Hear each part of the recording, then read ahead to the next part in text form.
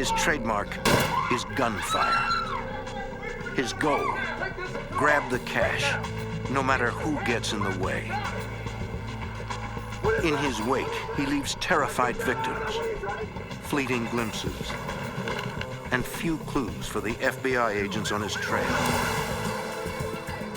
But they are determined to find him and end this gunman's reign of terror.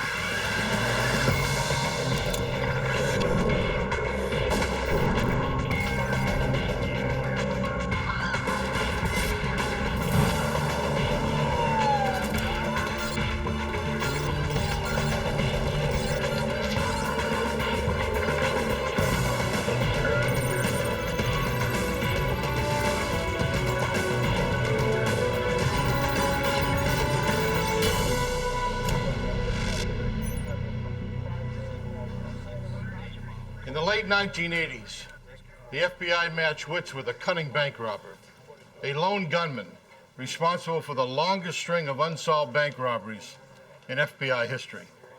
I'm Jim Kallstrom, former head of the FBI's New York office. The robber's planning was meticulous. He executed his crimes with military precision. It would take the combined skills of local police and dozens of agents to catch a criminal mastermind they called the Shootist.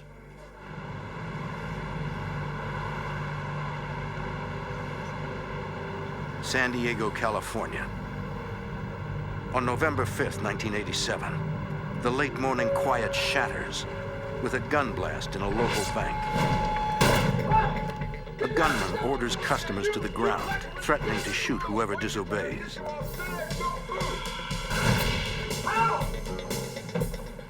The robber forces the teller to fill his bag with money from all the cash drawers, warning against alarms, die packs, or marked bills.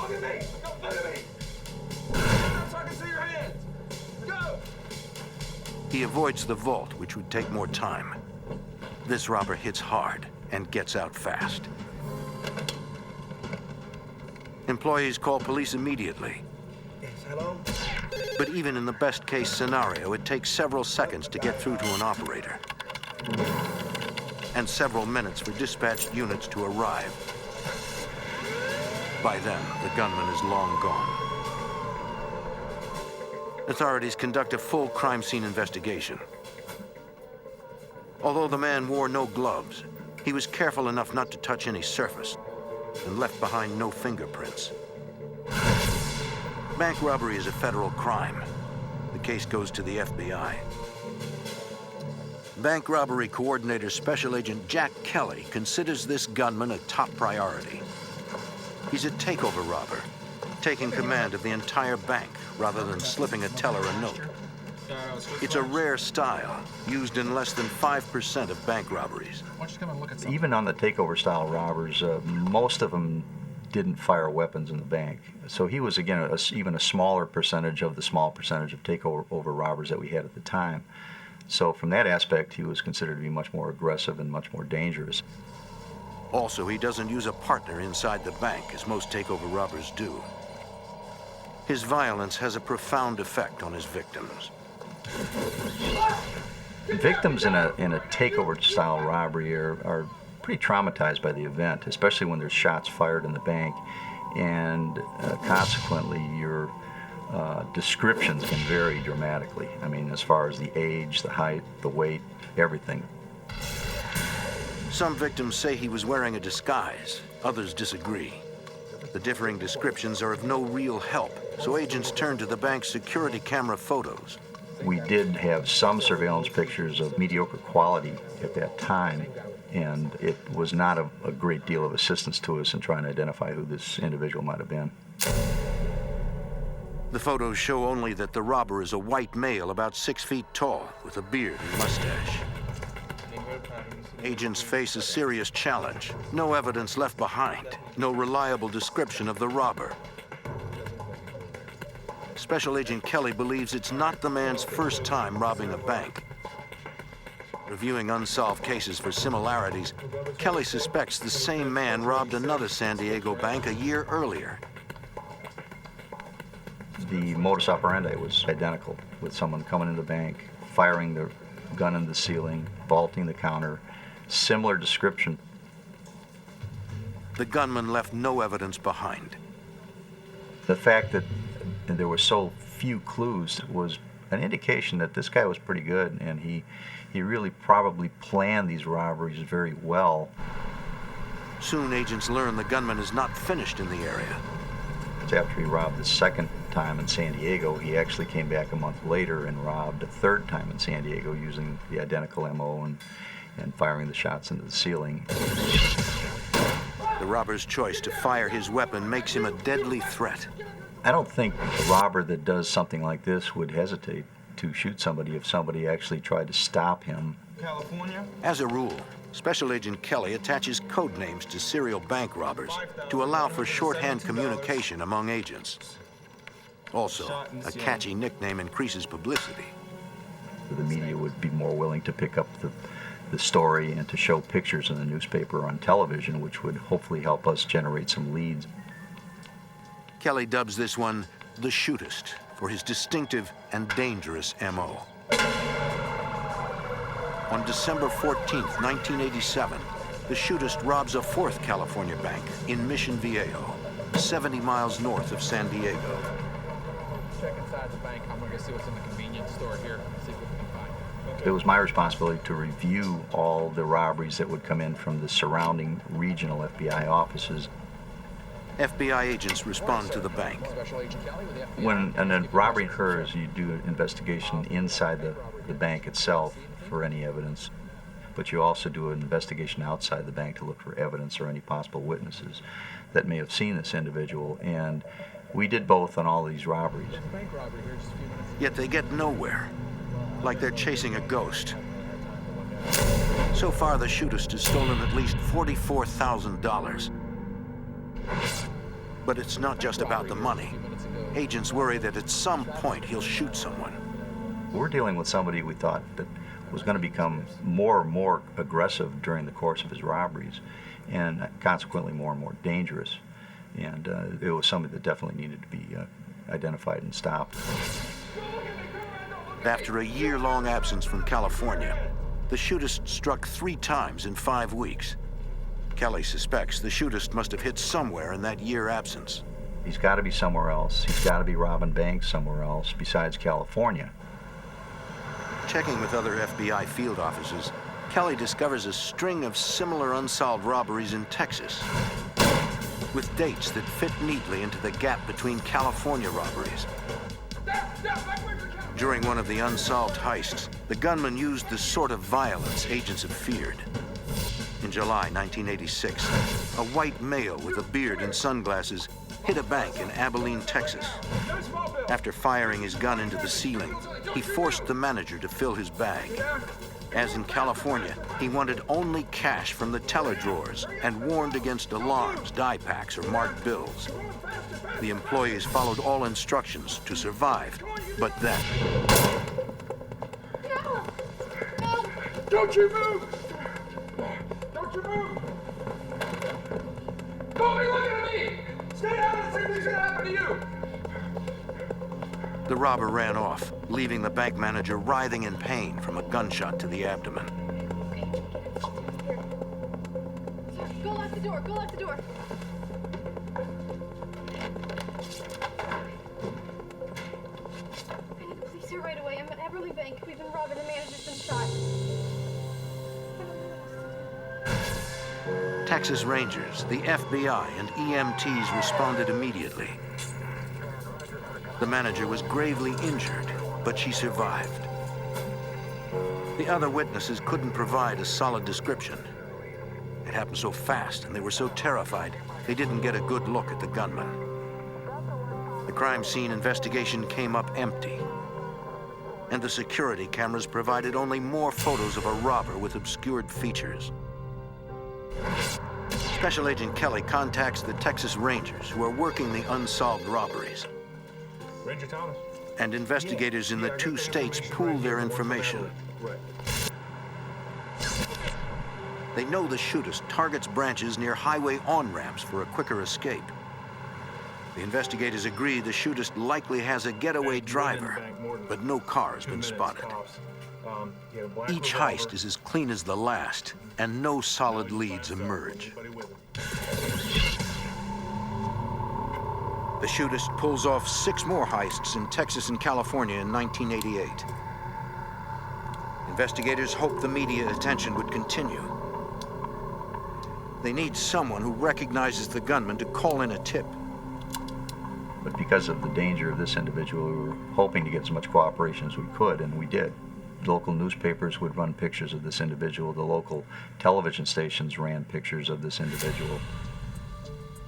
With the ongoing media coverage, the Shootist rises to infamy. His is an astonishing spree. 14 known bank heists in 3 years, all perfectly planned and executed. The Shootist is destined to make FBI record books. A cunning adversary, like they've never seen before. By 1988, a man called the Shootist has robbed at least 14 banks in Texas and California. Special Agent Jack Kelly. He was well organized and planned things out well enough where he didn't leave a lot to track him with. What he does leave behind are bullets fired into the ceiling.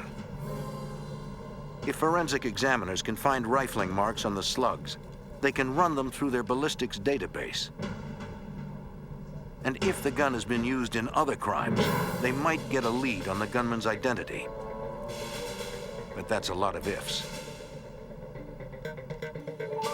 Ballistics experts determined the slugs came from a .38 caliber revolver. But there's a problem with finding traceable rifling characteristics. The rounds that we did find were pretty well damaged. They weren't really going to be much benefit for identification as far as the rifling was concerned. The Shootist continues his spree. His 17th known robbery is in the San Diego suburb of University City.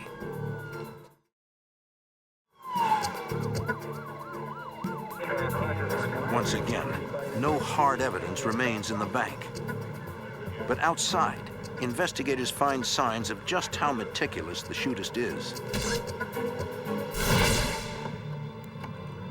It appears that before the heist, he loosened fence boards across his escape route, so that after the robbery, he could reach his getaway car faster. Special Agent Kelly has chased more than 100 robbers, but this one's the most professional he's encountered by far. And you had to give him some credit, he was good. But you always had the hope that maybe there was some piece of evidence or some witness, some other part of the puzzle that you could put together. Yet despite a full neighborhood canvass, agents come up empty. By the middle of 1989, the Shootist is made off with nearly $250,000. And he's struck in at least 10 different cities. Anytime an individual is mobile and he's able to move from not only city to city, but state to state, it really kind of complicates the investigation because there are multiple jurisdictions. Kelly brings together law enforcement from around the country. California and Texas FBI agents, local police, and Texas Rangers work together, determined to find that one clue that has eluded them. The more eyes and ears you have out there at the time, the more likely you are to get a break and catch this individual. Because the Shootist acts like a professional, agents suspect he has an arrest record for robbery. One of the logical leads to take is to look for people that just recently are released from prison and maybe going back to their old ways again. Investigators asked about bank robbers released from prison in 1986, when the Shootist spree began. But it's a dead end. No one recognizes the man. In the surveillance photos, it's difficult to determine what the man really looks like. And the hair, the mustache, it didn't appear to be real. I mean, it was extremely dark in color. The task force concludes the Shootist likely uses elaborate disguises. Wigs, mustaches, even makeup to change his complexion. When we first realized that he was probably wearing disguises, we actually took a number of the surveillance pictures to different costume shops. Agents show shop employees the photos, asking if they recognize the man or the disguises. But it's another dead end. Investigators analyze the Shootist's bank robberies, hoping to find a pattern. They compare the amounts taken to the frequency of the heists and determine the Shootist spends about $3,000 a week. When he runs low on money, he hits another bank. You were able to see, not necessarily a pattern, but you knew that he was going to need X amount of money after a certain period of time. Investigators note the Shootist usually strikes on Mondays and Fridays and often robs different branches of the same banking companies. There were hundreds of bank branches in the general area where he hits. He was just a kid in a candy store out there with trying to select where he wanted to rob next, and it was our job to try to outguess him. The team sets up surveillance on branches of the banks the Shootist seems to favor. They watch on Mondays and Fridays, the robber's favorite days. It's a long shot. And the problem we had was we had absolutely no idea where exactly he would hit. There were so many branches, so many targets. Macheteros is team 3, reporting nothing. Manpower is limited. Yeah, I'll stick it. Predicting which bank he'll hit next proves impossible.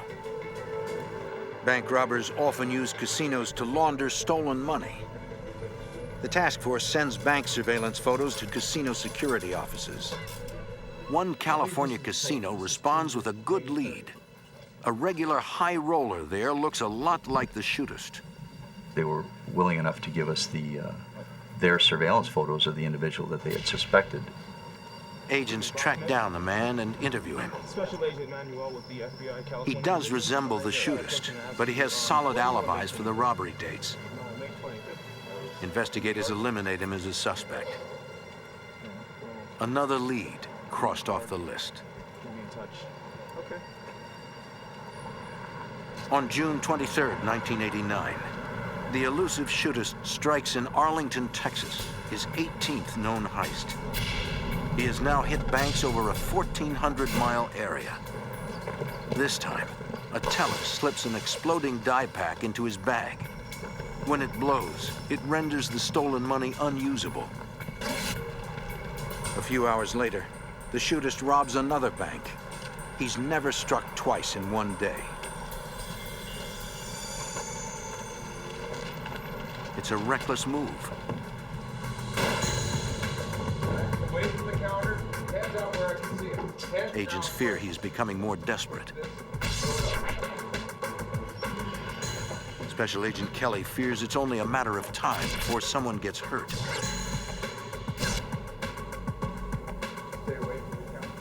The more robberies that he did and the more times he shot the weapon, including the time he shot the teller down in Texas, that's a great concern to law enforcement, obviously, because this individual, we thought, had a lot of potential for possibly killing someone eventually. And the way the Shootist operates, he could take his next victim anywhere, at any time.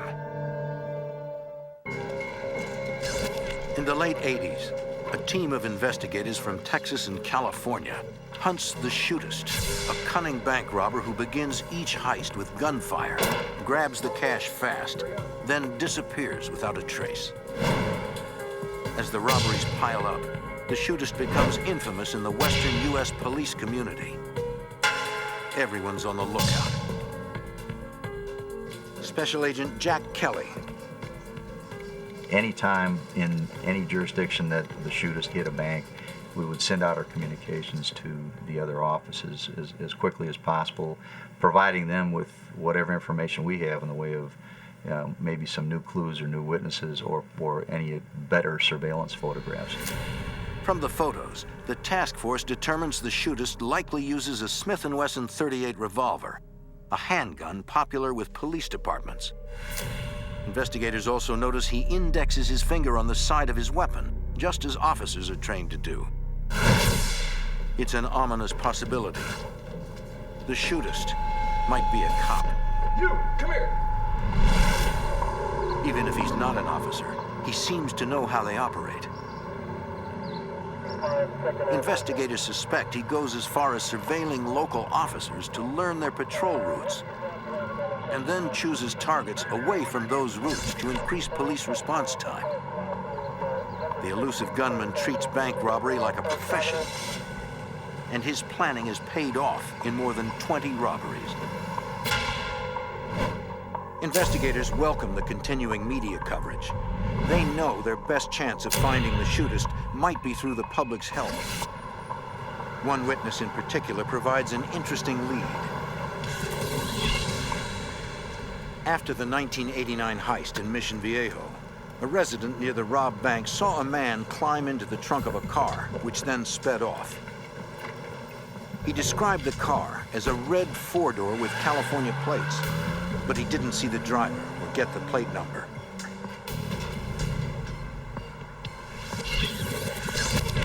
Agents run checks on every car that fits the description in California, but there are thousands. It would take months to track down each car. But the sighting does confirm one suspicion. When we found out that he was getting into the trunk of a vehicle, we knew that he obviously had an accomplice in these robberies. On March 30th, 1990, the shootist robs the same Texas bank he hit a year earlier. To investigators, the repeat job means he's getting even more brash, unafraid of being recognized by anyone. By the end of 1990, the task force ties the shootist to 27 robberies that have netted him nearly $400,000, all without a single usable print left behind. He was very cautious about vaulting the counters, not to touch things. Even going out the doors, he would hit the doors with his elbows or his hip to push them open. Somehow, agents need to find a way into the shootist's secretive world. They take the case to behavioral profilers at the FBI Academy in Quantico, Virginia. It's not that it's going to be able to place a name on the individual, but it'll kind of give us a little bit more about the guy's personality. Studying details of each known robbery, the FBI profiler creates a behavioral sketch of the shootist. Because most criminals start working in their comfort zone, the profiler suspects the shootist is from Texas, where the first robberies occurred. The gunman's level of precision indicates possible military training. You, come here. Since the shootist has gone so long without anyone turning him in, the profiler suggests the robber has only one fiercely loyal accomplice. And experience with other takeover robbers makes the profiler believe the shootist will grow more violent as his spree continues. It's possible the gunman will choose a shootout over surrender. This guy's going to be willing to shoot his way out of the bank or even take hostages to make an escape from the bank if he's cornered. In April 1991, Did you actually see a gun? the shootist expands his turf into Northern California, robbing a San Jose bank of $15,000. Okay. Did he shoot the guy? San Jose Detective Sergeant Jack Baxter We never found a witness as to where he went, what kind of car he had, did he have accomplices. We had no idea. This time, the shootist leaves something behind. A partial palm print is found on the counter.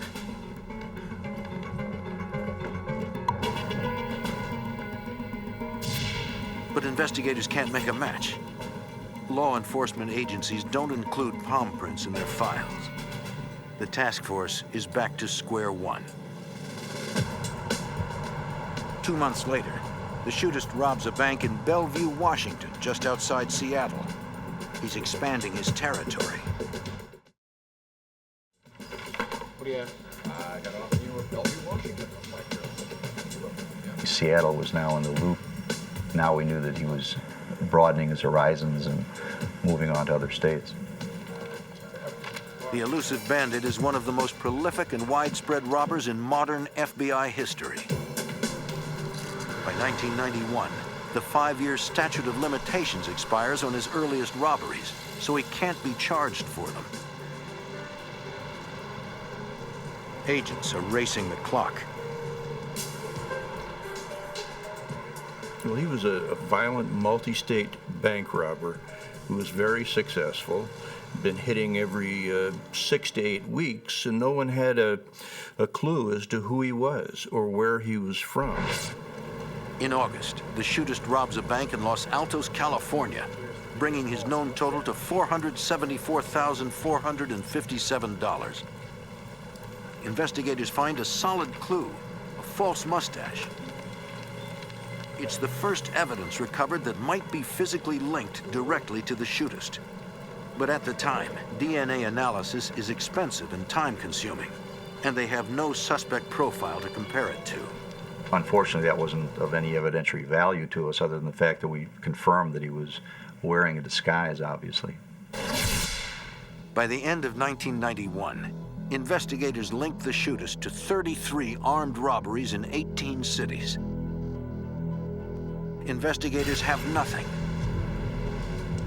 They need a break, and soon.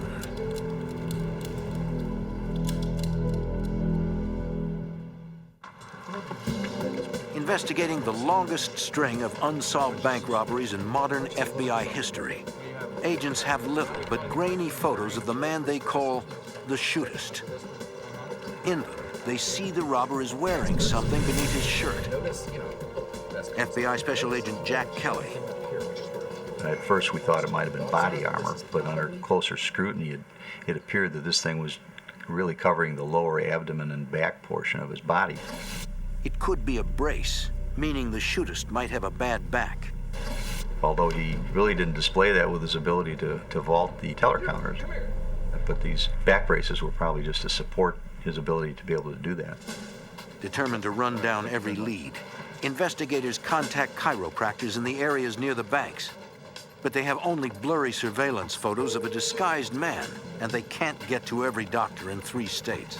And there's quite a few chiropractors, but we did cover as many as we possibly could, and we really didn't have any luck. It's another dead end in the years-long search for the mysterious bandit. 1992 brings 7 more Shootist heists, including the repeat robbery of the bank in Bellevue, Washington. New total, nearly $600,000.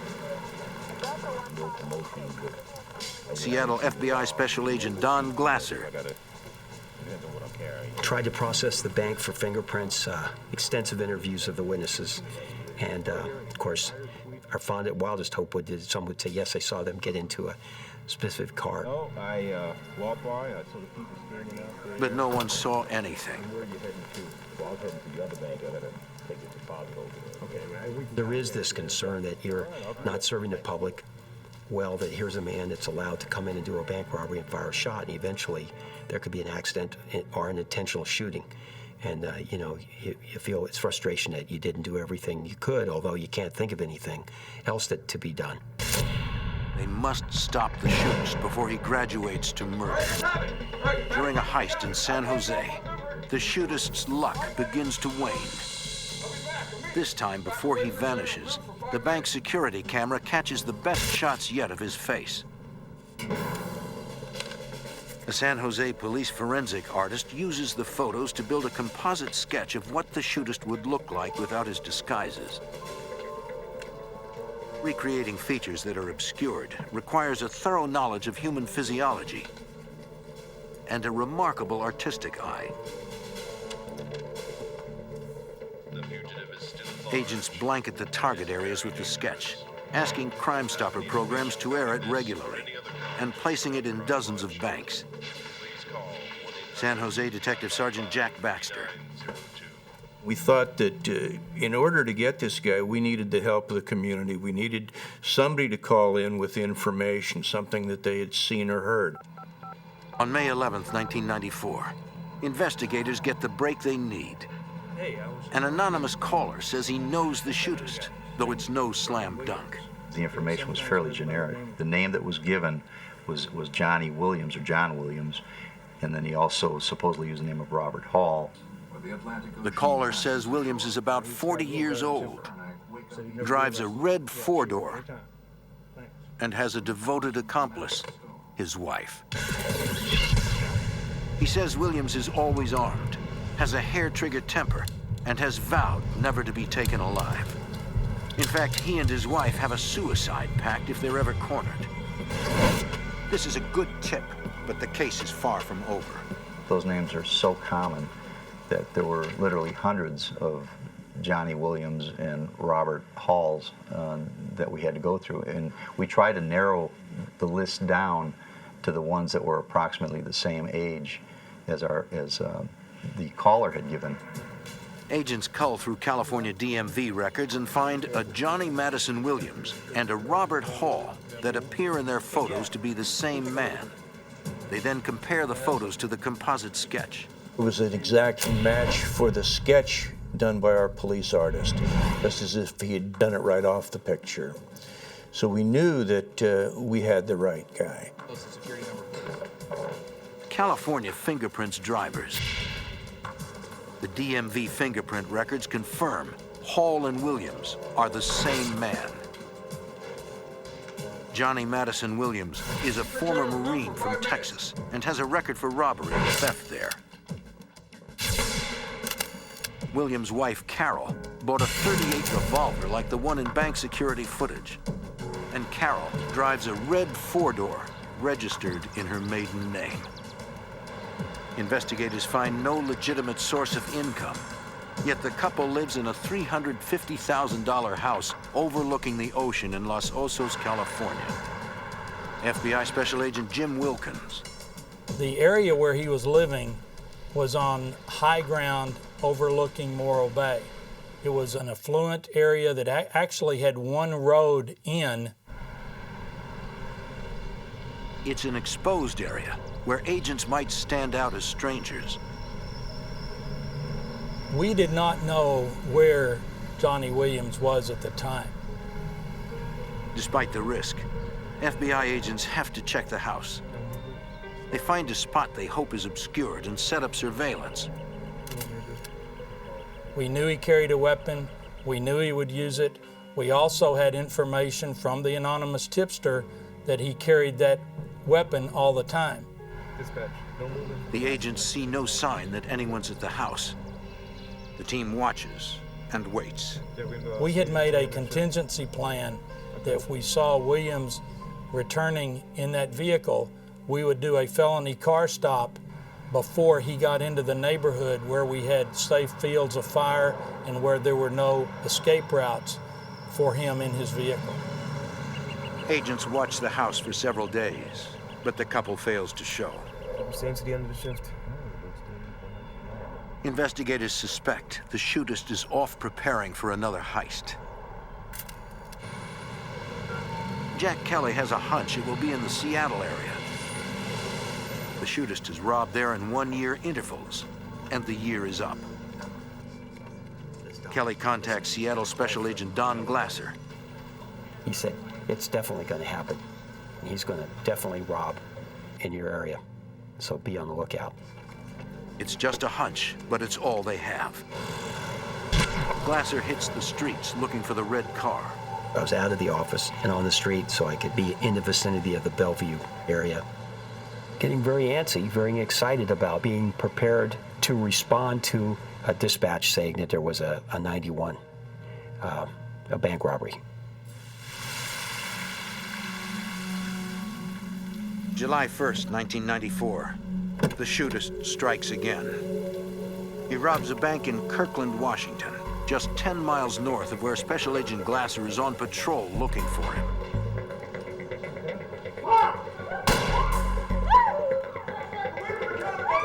After his trademark gunshot, the Shootist orders a teller to load his bag with cash. As before, he warns against bait bills or die packs and threatens to shoot if she tries anything. The teller accidentally drops wooden paperweights in the bag, which the Shootist mistakes for die packs. He's enraged.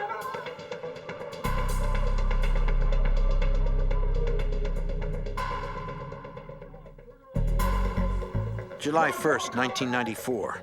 The Shootist commits his 48th bank robbery. A frightened teller angers the robber, but she is spared.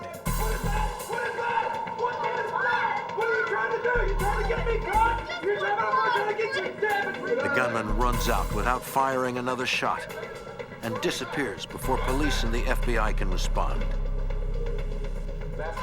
Investigators get word of the latest robbery.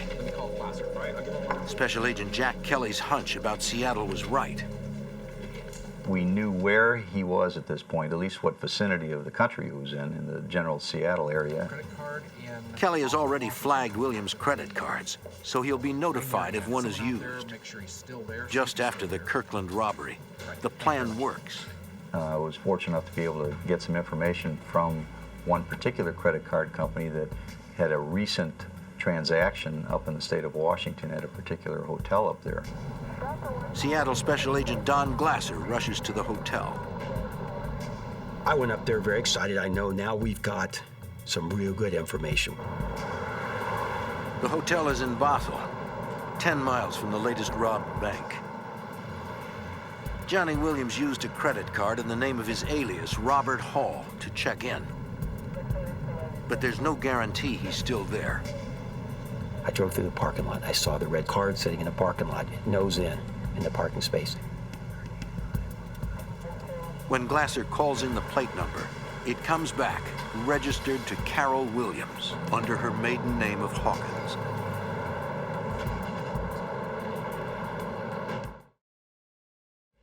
Hello, sir. How can I help you today? Yeah, let's see the manager, please. If Williams is still in the hotel, they must be careful not to tip him off or create a barricade or hostage situation. Listen, what I really need from you is I need you to look at this picture, okay? I need you to tell me if... The manager recognizes suspect Johnny Williams as Robert Hall and says he and his wife have not checked out. So I immediately called Jack Kelly back, gave him the news, and suggested he get on an airplane and fly north, and he was already packing his bags. At that point in the investigation, I was very excited.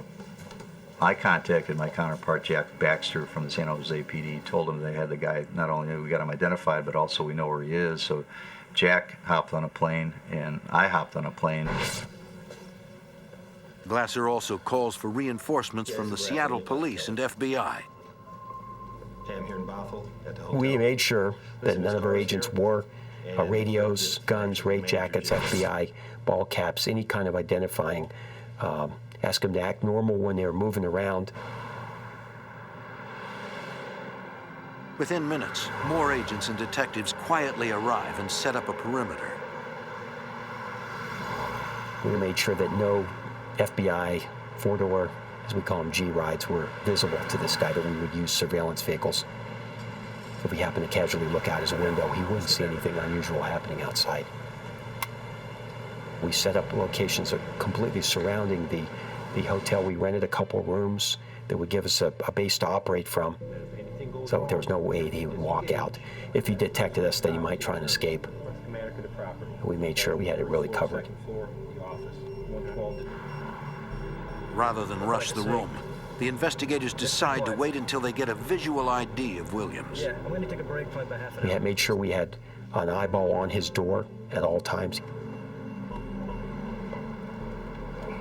By nightfall, Detective Baxter and Special Agent Kelly arrive from California. Detective Jack Baxter. We didn't want to move too fast. We had to have patience, and we wanted to make sure we could arrest him in a way that nobody was going to get hurt. The agents want to take Williams into custody outside his room in case he has guns inside. As dinner time approached, we hoped that we'd see him come down and go to eat or something like that, and that we were prepared to arrest him if he did that. But hours pass with no sign of Williams or his wife. While they watch, investigators have to stay under the Shootist's radar and not use police radios. We had been told he had a scanner, so we had to be careful what we said on the radio for fear of tipping him off that we were there. It does appear someone is in the room. Special Agent Jack Kelly. We knew that there was a light on in there. We could see the light, all the drapes were drawn, and we could see the flashing of the television in there. After 7 years, agents and police may finally have the shootist cornered. After an 8-year search, the FBI believes they have traced Johnny Madison Williams, the shootist, to a Washington State hotel room. A full day and night of surveillance passes with no movement from the room. In the morning, agents devise a ruse to see if their suspect is actually there. They recruit a hotel employee to help. Investigators show the man what their target looks like and ask him to knock on the door to ask a maintenance question and get a good look at whoever's inside. Despite the danger, the employee has to act natural. If Williams gets spooked, he could turn violent.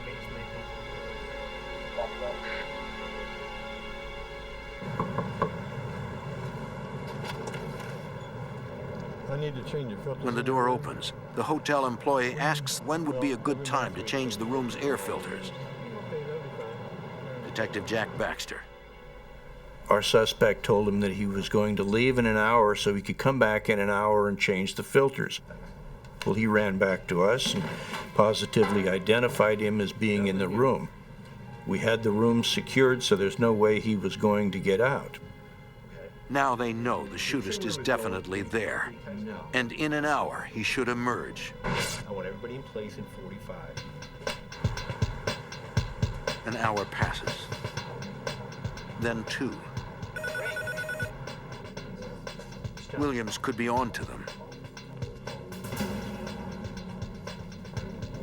But then an opportunity presents itself. Special Agent Jack Kelly.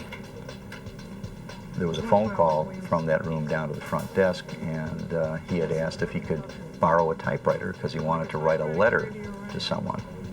And he was asking the people at the front desk if they could bring the typewriter up to the room. We instructed him not to do that. On the FBI's order, the manager tells Williams he's welcome to use the typewriter in an office near the front desk. Which he agreed to. Say be down shortly. The small office is a good place for an arrest, away from the public, no chance of escape. Special Agent Don Glasser. We quickly go to the room, decide where the typewriter is going to be, do a quick rearranging of furniture so that we can go into that room once he's in there and not be obstructed by furniture. We have a nice clean path to get to him. As a final touch, investigators place a sheet listing the Miranda arrest rights in the typewriter. Then hide in an adjacent room and wait for the word from their men outside. After 40 tense minutes, a man leaves the room and heads toward the front desk. It's Johnny Williams. We saw him walking across the parking lot. Absolutely no question in our mind that is him. We recognized him as if he were our best friend. He just left his room. He's on his way to the lobby. This is it. The culmination of an 8-year chase. He walked into the front desk, and they instructed him to go over to this office. Mr. Williams, the office is ready. So he walked behind the front desk and went over there. Use this typewriter and this extra paper down here. Just page me if you need anything else.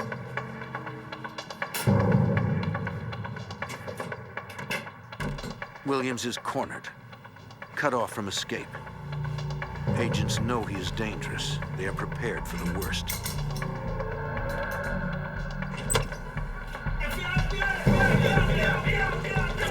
But he is completely caught off guard. Agents take him into custody without a struggle. He is unarmed. Because of the investigators' careful planning, it's a perfectly quiet arrest. I called him by his true name. I said, Johnny Madison Williams, Jr., it's over. And his head kind of dropped. Next, agents have to get Williams' wife, Carol. We figured there was no reason to charge into the room, but we'd just wait long enough, and she would come down. In fact, she did.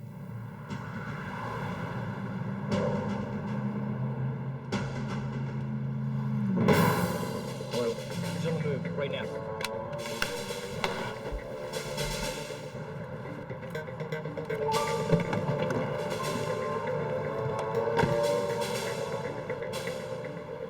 She came out of the room and she was going to her car.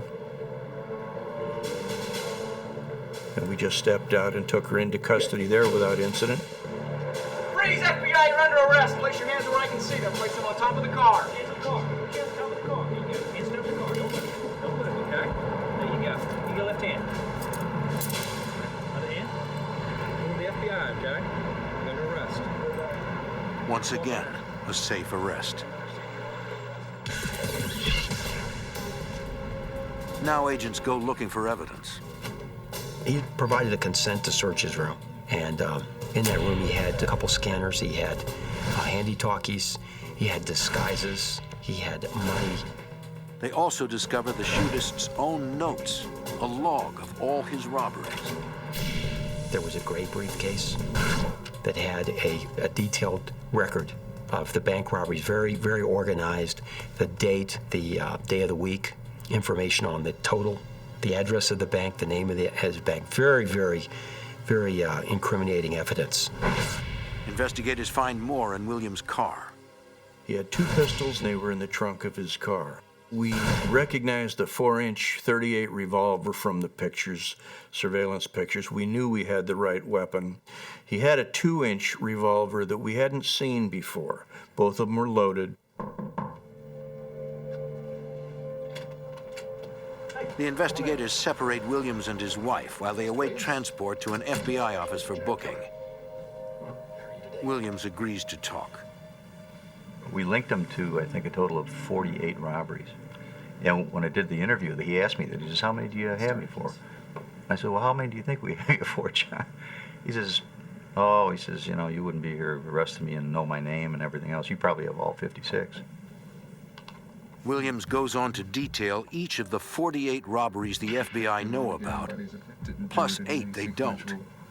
The entire interview eventually lasted about 12 hours, and I was writing constantly. I mean, I had writer's cramp at the end of the 12 hours with all the information he was providing. Johnny Madison Williams took his work seriously, casing banks for weeks, outlining intricate escape plans. He says he wore the brace after injuring his back in a car accident and frequented chiropractors, just not the ones investigators got to. Knowing the FBI would try to trace his disguises, he stocked up in Dallas before he started his robbery spree. He tells agents he studied police routes, radio dispatch codes. All that work brought him close to $1 million in stolen cash, until authorities stopped him. Yet it wasn't just the agents and officers working the case who solved it. Many times it's the assistance of the public that leads to the capture and successful resolution of these cases. It's very important. I think no more so than now with the terrorism threat. Is that important? Carol Williams pleads guilty and receives 20 years for her role in the Shootist robberies. Her husband, Johnny Madison Williams, the Shootist himself, also pleads guilty to the 27 robberies still under the statute of limitations. He is sentenced to 92 years in federal prison. His unprecedented reign finally over. In Puerto Rico, violent militants murder a policeman, then turn their guns on a busload of unarmed Navy workers and open fire on American sailors in the street. These ruthless killers have vowed to fight to the death. And the FBI must use every tactic at their disposal to track down the terrorists and end this rebellion in paradise.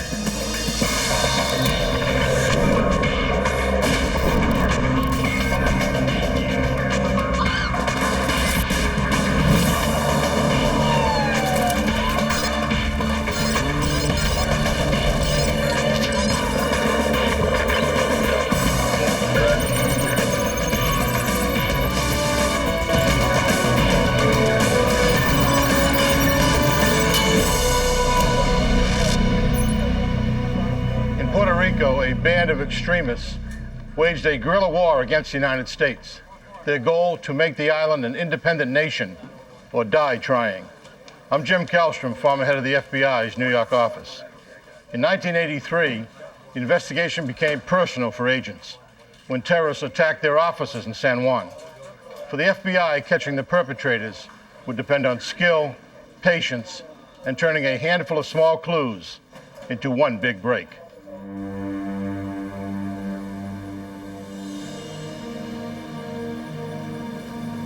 The Caribbean island of Puerto Rico is home to 3 million American citizens and a handful of anti-American terrorists. On August 24th, 1978, 2 Puerto Rican patrolmen encounter what appears to be a stranded couple. They stop to help. Suddenly, 3 heavily armed men rush them. One patrolman tries to draw his gun, but he's immediately shot and killed. The other patrolman surrenders. The attackers force him into the woods and order him to remove his uniform. Then bind him to a tree with his own handcuffs. Back at the road, the couple attempts to disguise the patrol car so they can drive it to a hiding place. But before they can finish, headlights approach. The man holds up the dead officer's badge. He tells the men in the car to move along, it's a police matter. But the men in the car identify themselves as undercover cops and offer to help. The man urges them to leave. Instead, they grow suspicious.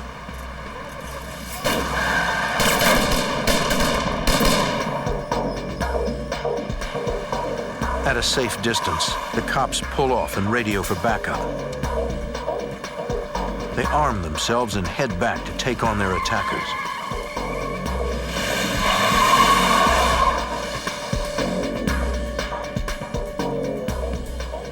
But when the cops arrive, they see no one.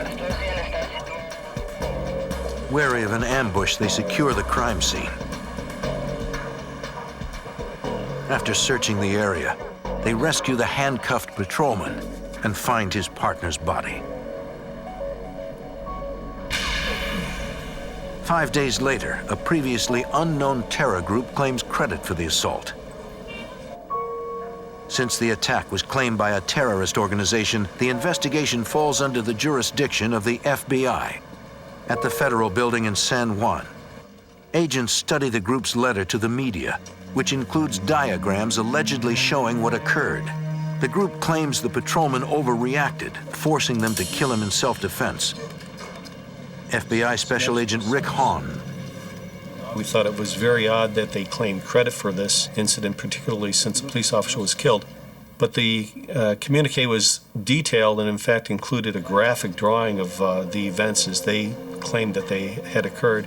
And I think that they felt like they had to justify the fact that the officer had been killed. This new terror group calls themselves the People's Puerto Rican Army, or EPB in Spanish. Their stated goal is to turn the US Commonwealth into an independent communist country, which is contrary to what the vast majority of Puerto Ricans want. Those who wanted total independence were less than 5% of the island. So the representative numbers amongst the population that are in sync with the terrorists is a very small handful of people. The letterhead includes the group's nickname, Macheteros. Macheteros actually comes from the machete workers, the blue-collar people, basically, of the island, who they're claiming to represent. I think that they chose that name primarily to identify themselves with the unskilled laborers, the workers of Puerto Rico, the native people who would have been subjugated into things like chopping sugarcane. Agent Hahn reviews the evidence so far. Police recovered empty 9mm shells, but no useful fingerprints or fibers. Sketches of the suspects proved to be too general to be of much use. With no real leads to go on, the FBI decides to watch several militants who preach violence hoping they will lead them to the Macheteros. The police take a different approach, encouraging informants to infiltrate militant groups. Well, the police of Puerto Rico, having lost one of their own, are extremely focused on trying to resolve this. And they are recruiting young people and putting them into what they consider to be radical organizations on college campuses to try and ferret out who may be part of the Macheteros.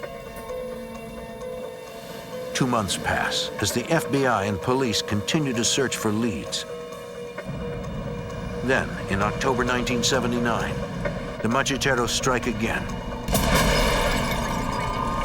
At the US Customs building in San Juan, a high-powered bomb explodes. Fortunately, no one is injured. The symbolism of the custom house is that it represents the U.S. government's presence there in Puerto Rico. Everything that comes imported into the island comes through the customs house. In a letter to the media, the Macheteros take credit. In response, the FBI and police intensify their efforts. A month and a half later, at the Sabana Seca Navy base near San Juan, 18 unarmed Navy personnel ride a bus on a routine trip to work. A vehicle stops ahead, blocking their path.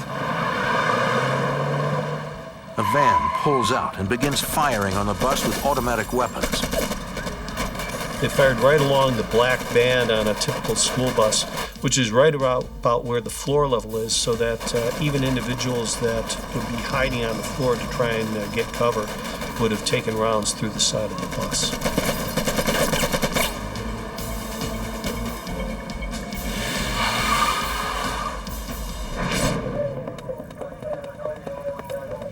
The attack kills 2 people and wounds 9. Agent Hahn coordinates the investigation. This attack was so audacious and so brutal that it clearly upped the ante in terms of what the terrorists were willing to do to the government personnel on the island. This was the first out-and-out planned homicide, and that's clearly what this was. So it clearly upped the ante. Agents collect shell casings. They run the VIN number on the abandoned vehicle and find that it was stolen months earlier. They also check for fingerprints and fibers, but find none. The attackers have left no clues. The media receives a letter from the Macheteros proudly claiming credit. At the FBI lab in San Juan, technicians study the shell casings from the Navy bus shooting. They determined that the majority came from a .45 caliber Thompson submachine gun. The others came from a .223 caliber rifle. Technicians compare the unique markings on the shells to those used in other crimes, but can't find a match. Once again, agents have no real leads. Determined to track down the Macheteros, the FBI brings in dozens of additional agents from the mainland. The additional manpower makes it possible to put intense surveillance on militants believed to be linked to the Macheteros. It's only by watching them, watching their activities, and determining exactly what they're up to on a daily basis that we're going to be able to ferret out who's really a terrorist and who's somebody that's just talking. While the FBI tries to find the Macheteros have already begun targeting the FBI.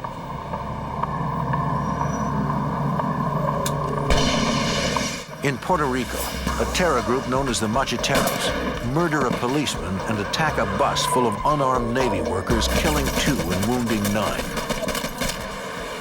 With no real leads, the FBI takes a different approach. They decide to follow the money and try to determine how the terrorists get their funding. They spot a potential lead. A recent wave of armored car robberies. The highly organized robbers carry high-powered weapons, grab the money, and flee.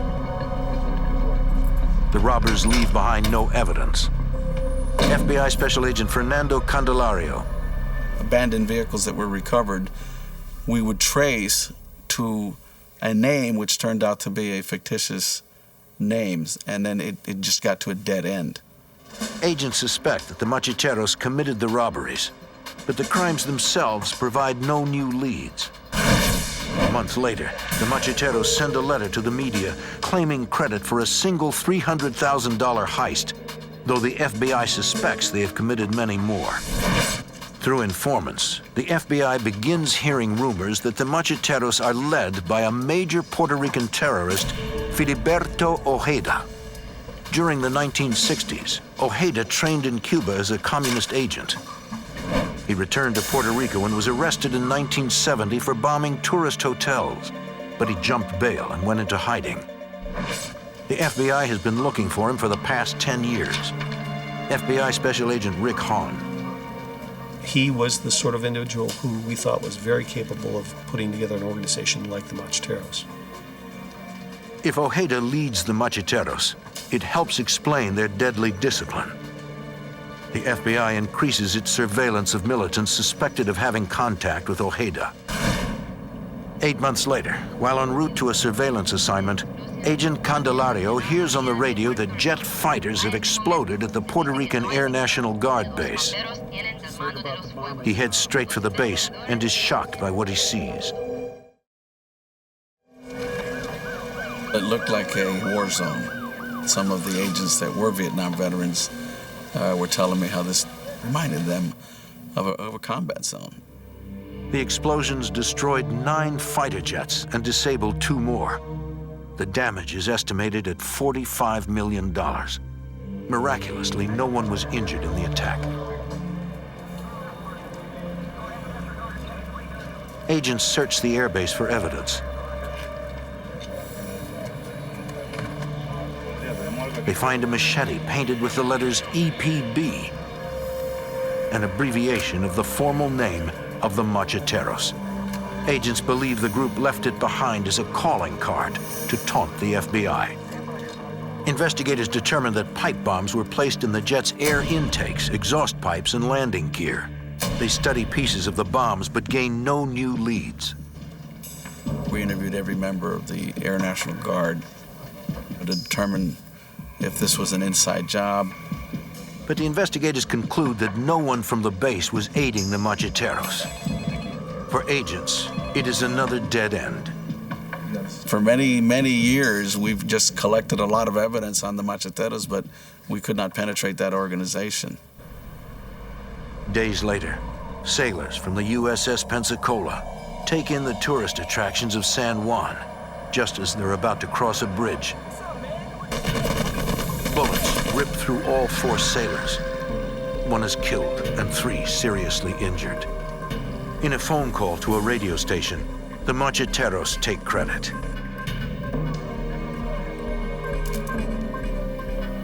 When I arrived to the scene, the young soldier or sailor was still laying there. My first reaction is, is thinking about the parents of that young sailor. He's here in Puerto Rico, he's unarmed, has nothing to do with the political situation in Puerto Rico, but he's a U.S. military, and that's the targets that the Macheteros selected. And it was just a tragic situation. At the FBI lab, a technician examines the unique ejector marks on the empty shells. It was determined that the weapon that was used was the .45 caliber machine gun that was used in Sabana Seca. Agents have connected the weapon to at least 2 attacks, but are no closer to identifying members of the Macheteros. Devil's Night, the evening before Halloween. At 7:45 p.m., an event occurs that forever changes the FBI's attitude toward the Macheteros. A huge explosion rocks the FBI's office. FBI Special Agent Jose Rodriguez. The explosion was so loud that they suspected that it was a bomb inside the building. Because I was a bomb technician, I was one of the first people called. Surveying the scene, Agent Rodriguez notices that the window glass has been blown in, not out. That means that the explosion must have happened outside. He searches near the building for evidence. I started looking around, and I was able to find the rocket motor cover with the fins intact in the back parking lot. He recognizes the object as part of an American law rocket, short for light anti-tank weapon.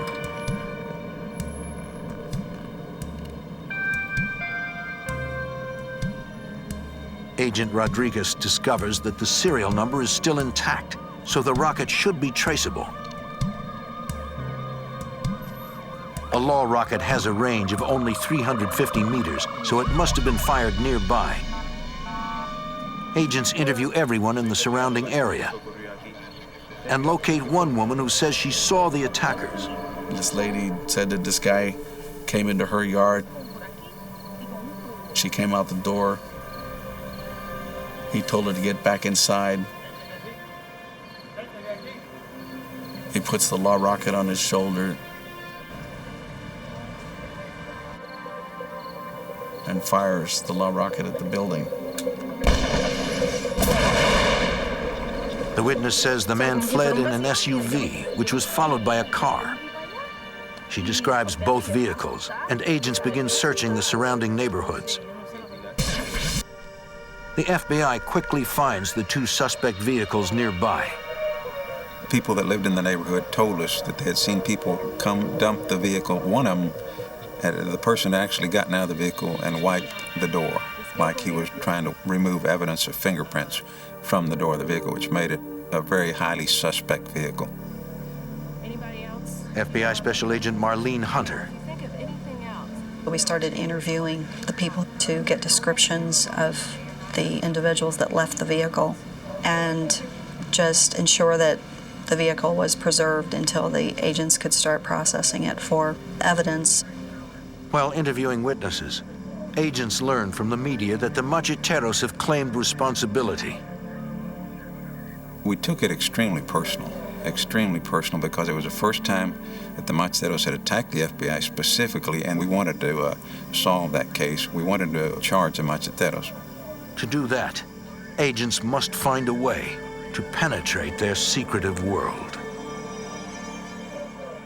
The Puerto Rican terrorist organization known as the Macheteros has brought their fight to the FBI's doorstep with a rocket attack on their office in San Juan.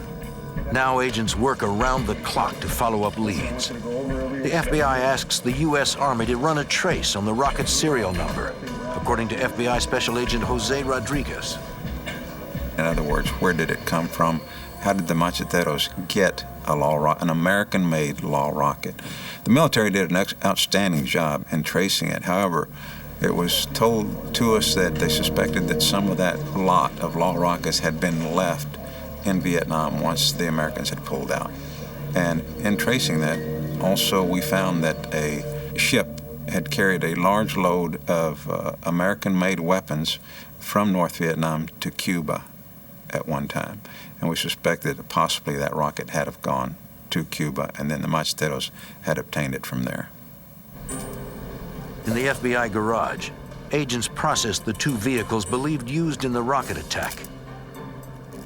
The vehicle identification and license plate numbers lead nowhere, and there are no obvious fingerprints. Agents look for evidence lost in crevices or fingerprints left while doing repairs. FBI Special Agent Fernando Candelario.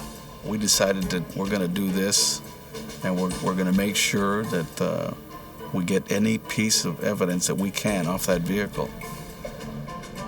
Under a door paneling, agents find a single fingerprint. It's clear. Yeah. It's a good one. FBI Special Agent Marlene Hunter. The fact that you were able to lift a print off of the getaway vehicle was very exciting. It was a great break. The FBI matches the fingerprint to known radical Abelino Gonzalez. The fingerprint alone isn't enough to convict him. The FBI considers watching him, but fears it will be a waste of manpower since they suspect he will remain low-key in the wake of the attack. So you have to have a team of approximately 6 people, at least, in 6 different cars to be effective, and it eats up your resources. So one of the particular investigative techniques that was being discussed a lot was wiretap, electronic surveillance. But where do we go? Do we wiretap Abelino? Do we look for a better subject, et cetera, et cetera? In the garage, agents begin taking apart the SUV, which they believe was used to transport the anti-tank rocket. Deep in a pocket in the driver's door, one agent makes a critical discovery. Because it is so humid in Puerto Rico, if you leave paper documents, they'll become sticky and they stick to everything. In this final pocket, we found the corner of a traffic citation. The torn bit of traffic ticket includes the entire ticket ID number. That was a very nice stroke of luck that the portion with the number on it was preserved. At Puerto Rico's Department of Motor Vehicles, Agent Candelario tracks down the number. He discovers that the original ticket was issued to Pedro Ramirez Cesar Almodovar for an expired inspection sticker. He writes down Almodovar's home address and gets a copy of the original license photo. Agent Candelario has spent hours watching Macheteros suspects, but he doesn't recognize the man. The photo could break the case wide open, or it could be yet another dead end. At the FBI office in San Juan, agents hunt for official records on Pedro Almodovar. We searched everything associated with the name, birth records, we searched tax records. Agents find one record with the same name and birth date. It was a dead baby's birth certificate that was used to get this identification. So we knew this person didn't exist as an adult anyway. When the name proves false, agents concentrate on the photo. That photo was copied probably 1,000 times, sent everywhere to see if somebody could identify that person. But agents can't find anyone who recognizes the man. Agent Rodriguez goes to the address on Almodovar's driver's license. One address leads to another, where a woman with a Cuban accent answers the door.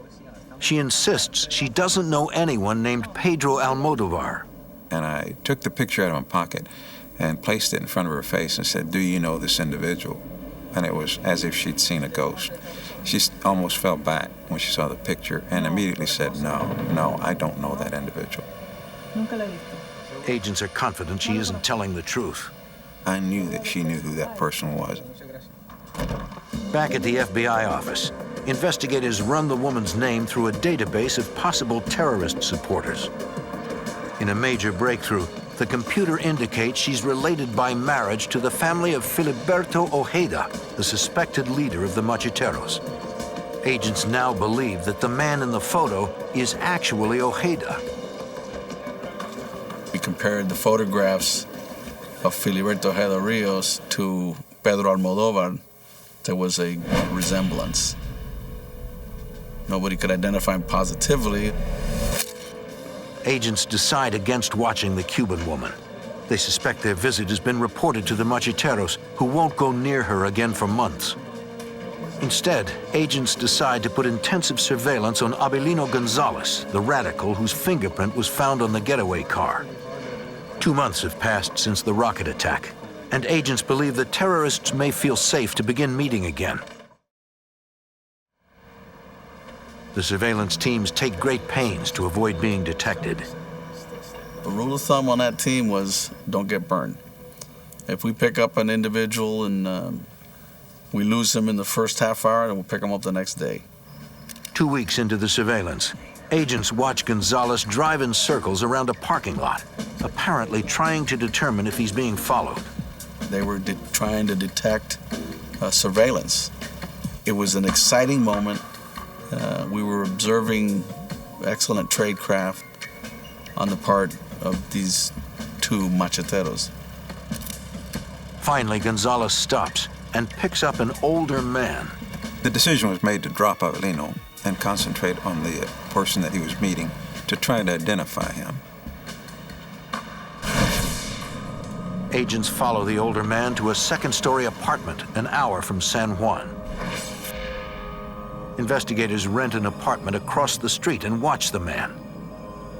They check the name on his apartment and car registration, but find out that it's false.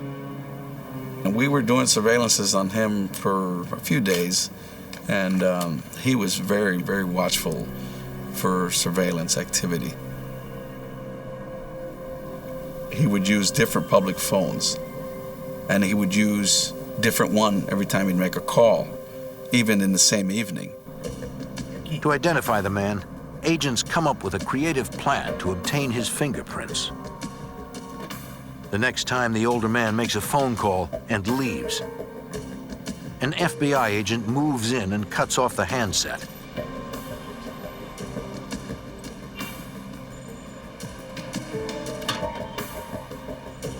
Even if the suspect notices the cut cord, agents don't believe it will tip him off. We have vandalism here all the time in Puerto Rico, and nobody's going to think anything of it. FBI technicians process the payphone receiver and are able to pull fingerprints from it. The FBI lab came back, said that the latent fingerprint that was discovered on that telephone was that of Filiberto Ojeda Rios. The FBI has found the alleged leader of the Macheteros. It was like Christmas come early. I mean, we had confirmed everything that we suspected, and that's when the case was designated a major case of the FBI. Agents could arrest Ojeda on an old warrant for jumping bail. Instead, they decide to continue watching him to try to identify other members of the Macheteros. The FBI wants to take down the entire group and bring peace to this troubled island. A Puerto Rican terror group known as the Macheteros wages an unpopular war for independence, attacking local police, the American military, and the FBI. Although they claim to be freeing the country from American oppression, less than 5% of the island's population supports their cause. After months of intense surveillance of suspected members of the Macheteros, agents have identified the leader of the organization, Filiberto Ojeda, who has been a fugitive for more than a decade.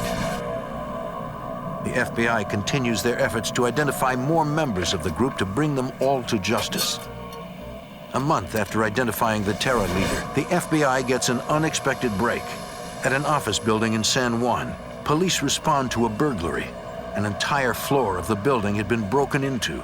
In one of the offices, authorities found some suspicious documents that appeared to belong to a terrorist group. They called the FBI. FBI agents searched through the office's filing cabinets. FBI Special Agent Marlene Hunter can't believe what they find. Fairly quickly, it became clear that it was the central archives of the Macheteros organization. Not only their archives for historical purposes, but also records regarding future actions that they were going to take. Another interesting find were minutes of meetings that went all the way back to the date they were formed in 1976. It was a gold mine. In a chilling moment, Agent Hunter discovers that the terrorists have compiled detailed information on individual FBI agents. There were files with FBI names and their family members, where their children went to school. The threatening discovery underscores the danger to agents and their families. It really made you realize that maybe you needed to not take the same route all the time. You needed to always assume that someone could be following you. Other documents describe the group's terrorist activities, but names for places and people are coded. The FBI takes the files as evidence and attempts to crack the codes. With the evidence collected so far, the FBI gets a judge's authorization to listen to payphones used by Filiberto Ojeda, the alleged leader of the Macheteros. As with their documents, the Macheteros also use code names when speaking on the telephone. FBI Special Agent Fernando Candelario. We heard a lot of conversations where the codename Águila and Águila Blanca were mentioned. But in the contents of the conversation, we couldn't really tell what Águila or Águila Blanca was. Águila means eagle, and Águila Blanca is white eagle. Agents suspect Águila refers to a person, and Águila Blanca is an operation that person conducted. Whenever Ojeda arranges to meet someone, agents follow in an effort to determine the new person's identity. If possible, agents retrieve objects the person has touched and send them to the lab to be fingerprinted. Agents use the fingerprint results, surveillances, and wiretaps to match terrorist code names to real names. Agent Hunter leads the effort. I always liked jigsaw puzzles when I was a kid, and this was like one big jigsaw puzzle.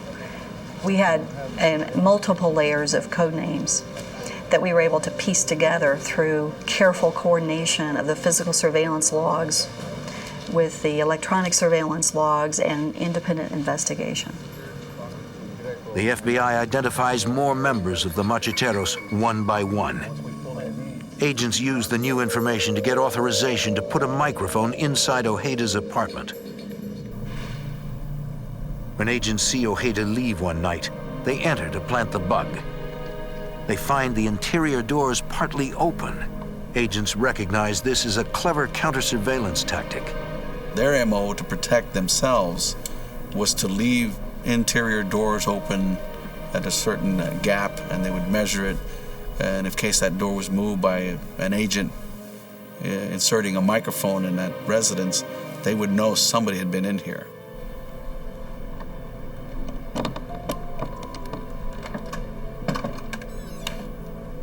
Agents carefully reset each door to avoid tipping off Ojeda. We didn't want him to move. We were afraid if he moved, that we'd never find him again.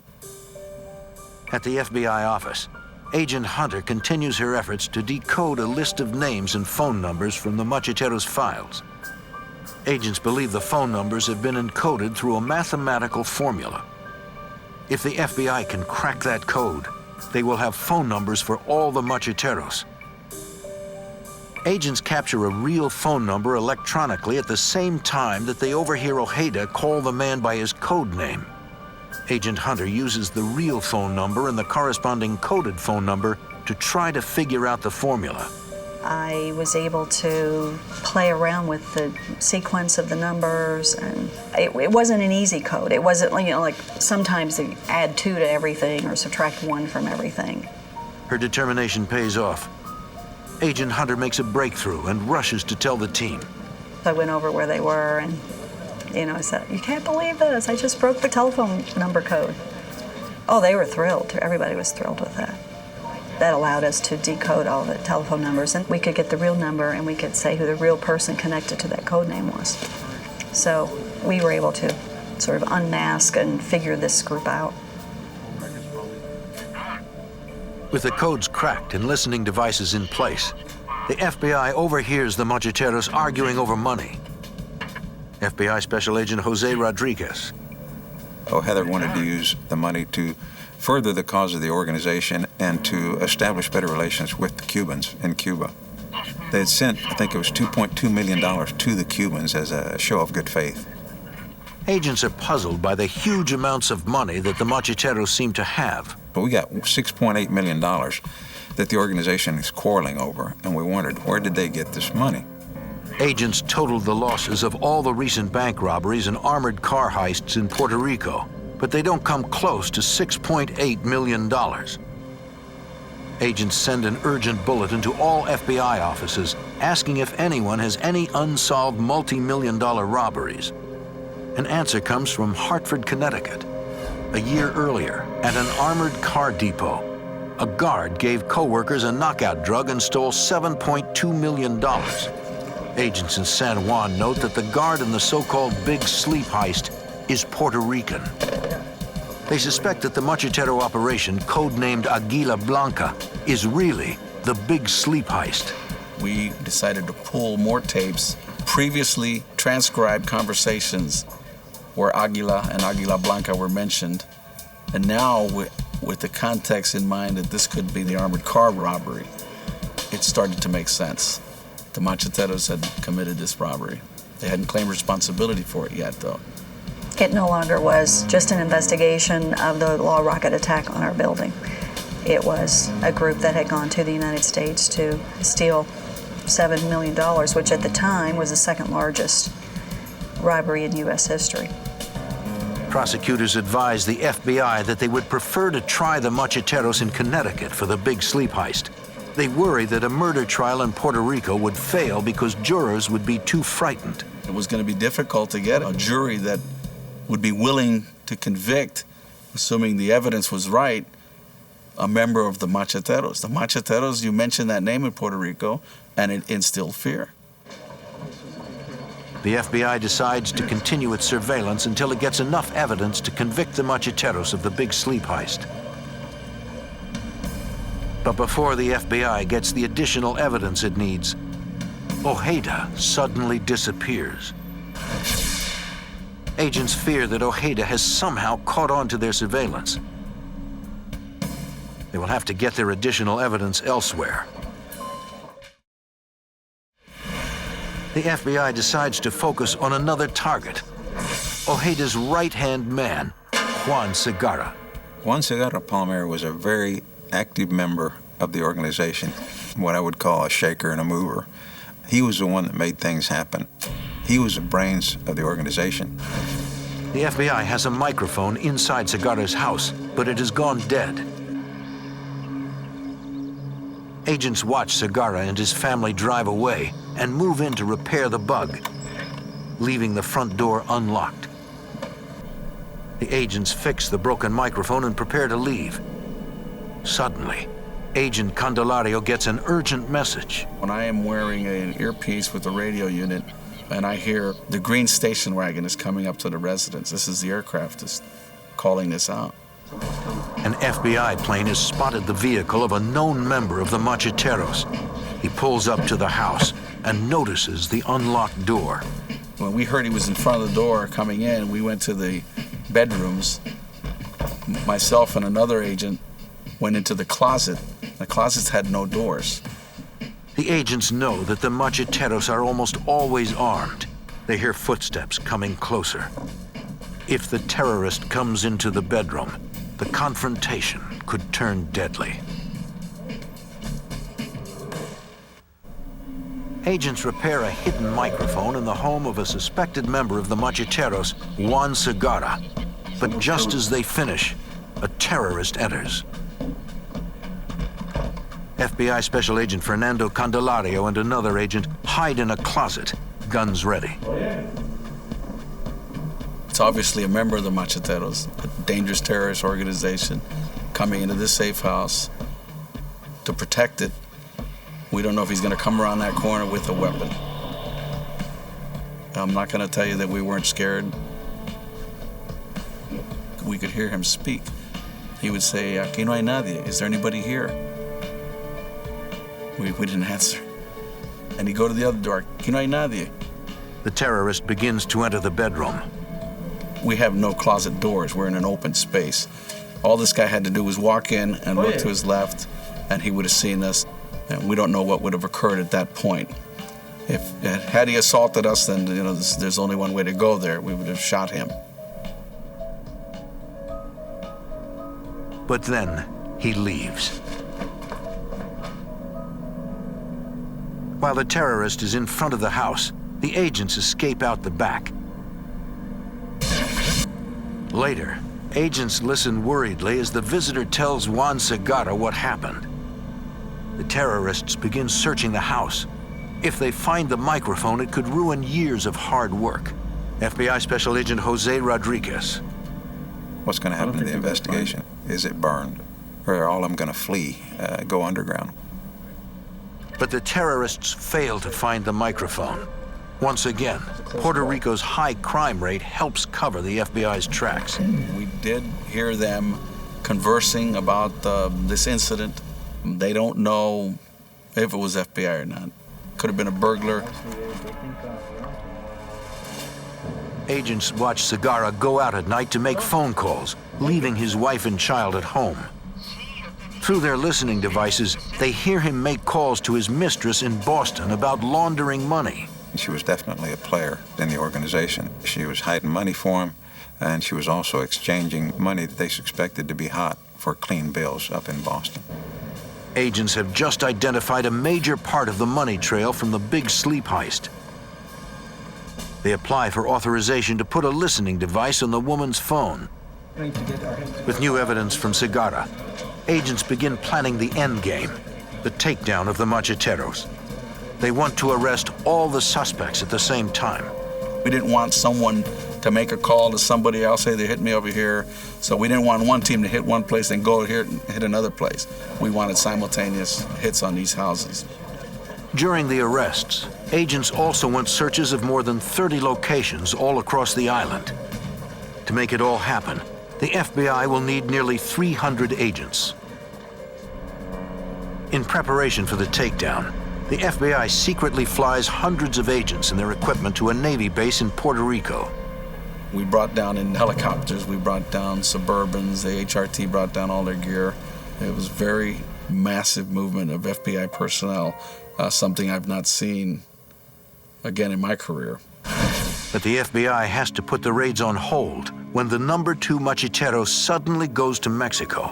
Juan Segura Palmer was a very important individual in this case. A lot of the evidence that would point to his guilt would also point to the guilt of others. We needed him at trial. Hundreds of agents wait for Segura to return to U.S. soil. From the wiretap on his mistress's phone, investigators know that Segura plans to return soon. A tense week passes. Finally, Segura leaves a message on her answering machine. He tells her, "I'm in Dallas, and here's my phone number where I can be reached." The FBI uses a reverse directory and finds that the number belongs to a payphone at the Dallas-Fort Worth airport. Dallas FBI agents find Segura by a payphone, waiting for his mistress to call back. They plan to arrest him at the same moment as the rest of the raid. In Puerto Rico, agents get into position to hit dozens of locations simultaneously. Here's where the adrenaline started pumping. This was a culmination of a lot of intense work on the parts of a lot of people.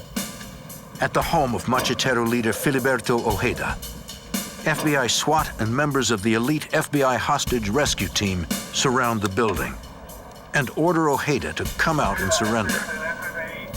They were calling him by name, telling him that we had an arrest warrant, asking him to come out, give himself up. Ojeda doesn't answer. SWAT finally decides to go in and get him.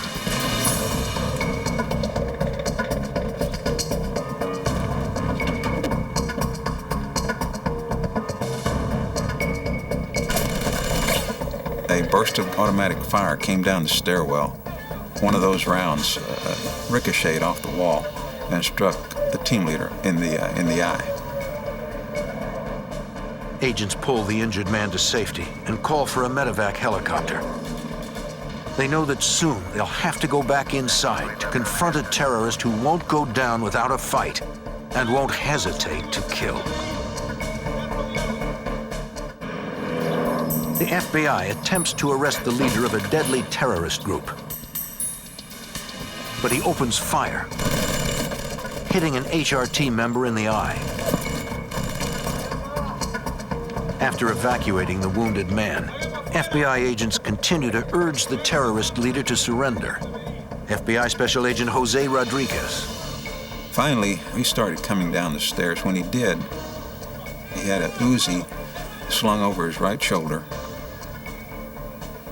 and his left hand could not be seen. He had his left hand down to the side of his pants. Terrorist leader Filiberto Ojeda continues slowly down the stairs. As he got down to the base of the stairs, he raised his left hand, and the HRT member saw that he had a semi-automatic handgun. The HRT member yelled for him to drop it. When he didn't, the HRT member had fired 2 times, and he saw Ojeda buckle, and he thought that he had struck Ojeda in the chest. The shot actually hit Ojeda's handgun. Although unhurt, he gives up.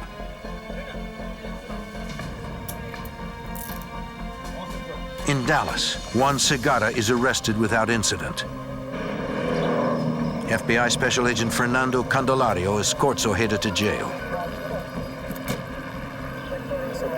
I told him I'm a Puerto Rican and I have as much right to live here as you do.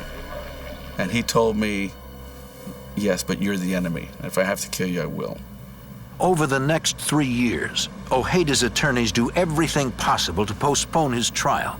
The case was delayed and delayed and delayed, primarily by the defense because they filed motion after motion after motion. Ojeda Rios was in jail for a total of 36 months, primarily based upon defense motions. After all the legal wrangling, his attorneys now claim he must be released on bond because his right to a speedy trial has been violated. The claim goes all the way to the US Supreme Court. The Supreme Court rules that Ojeda must be released to await trial. Over the FBI's protests, Ojeda goes free, wearing an electronic monitoring bracelet. We knew that wasn't going to hold him. Of course, he wasn't in our custody at that point. He's the responsibility of the pretrial services. While awaiting trial, Ojeda gives speeches to try to build support for the Macheteros. Now he can brag about the Macheteros. Now he's no longer covert, he's overt.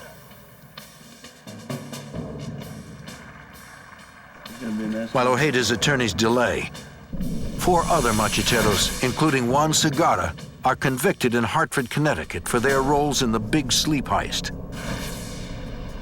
A year after his release on bond, Ojeda makes a bold statement to the media and cuts off his electronic bracelet.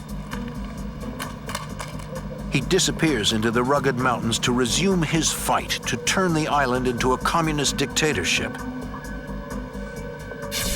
2 years later, a federal court in Connecticut convicts Ojeda in absentia of bank robbery and conspiracy. With his conviction, 14 of the top Macheteros have been found guilty.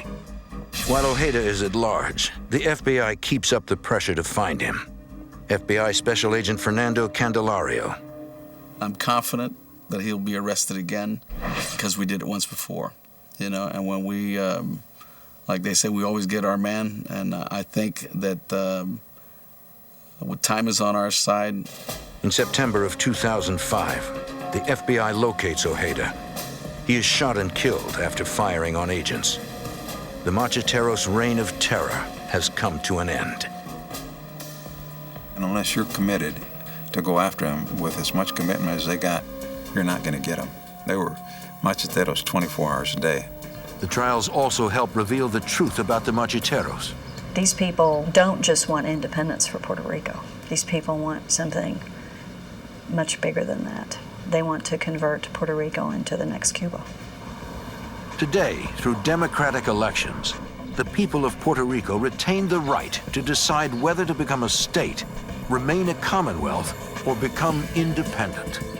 Thanks to the FBI, they remain free to determine their own fate. In a world where money is everything and life means nothing, a drug gang stalks the streets of Chicago. They are heavily armed, well-funded, and have dangerous international contacts. It will take every weapon in the FBI's arsenal to stop a deadly threat known as the El Rukins.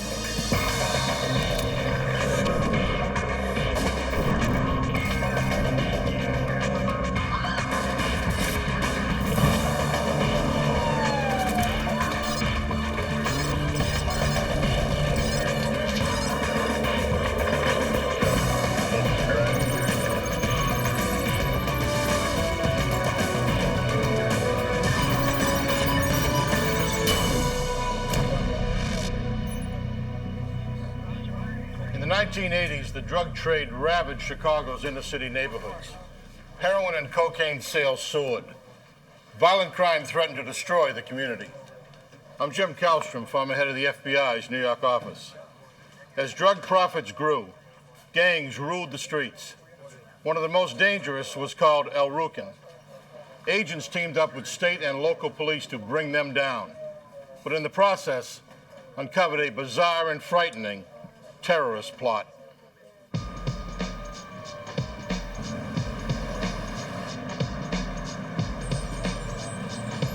Chicago, Illinois. In the early 1980s, it is one of the deadliest major cities in America. Powerful drug gangs have transformed the South Side from a neighborhood into a war zone. To combat the rising tide of violence, the FBI forms the Organized Crime Drug Enforcement Task Force. In Chicago, their prime target is a vicious gang known as the El Rukans. John Podliska is an assistant U.S. attorney in Chicago. The business of the El Rukans was to traffic in narcotics, cocaine and heroin, and to control a vast area on the south side of Chicago for purposes of selling and distributing those narcotics. They would exact tribute from other people who would want to sell in that area, and they had a reputation, and a well-deserved reputation, for being one of, if not the most successful and the most violent criminal drug-dealing organizations in the Chicago area. In the spring of 1985, several members split from the gang. They try to move in on El Rukan territory. Revenge is swift and deadly.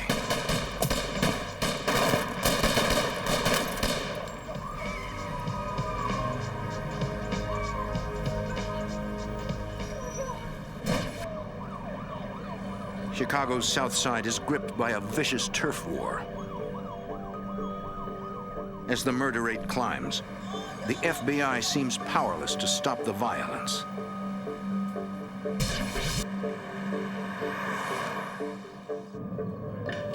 Then, in May, an informant gives agents a tip. Several members of the El Rukan gang have left Chicago. They are hiding out in a house in Cleveland. Many of them are wanted for murder.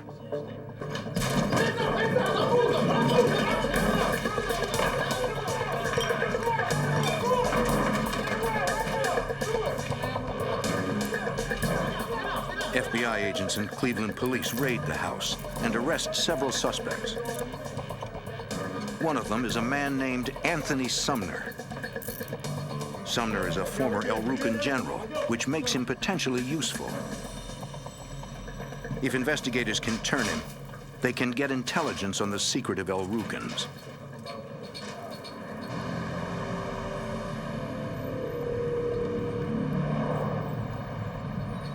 Sumner, how you doing? Detectives question Sumner for hours.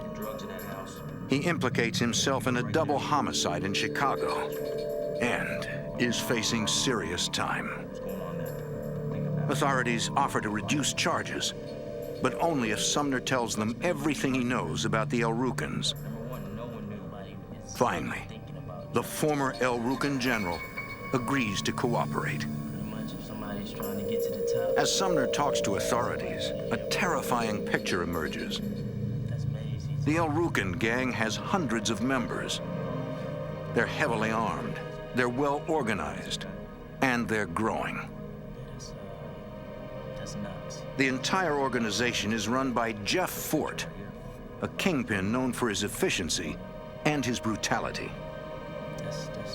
He was at the top, controlling the entire organization. Directly below him were 21 generals, and he preserved his power that way. If anyone tried to seize power from him, from amongst those 21 generals, there were 20 other people who would be in a position to let him know that, and he could retaliate.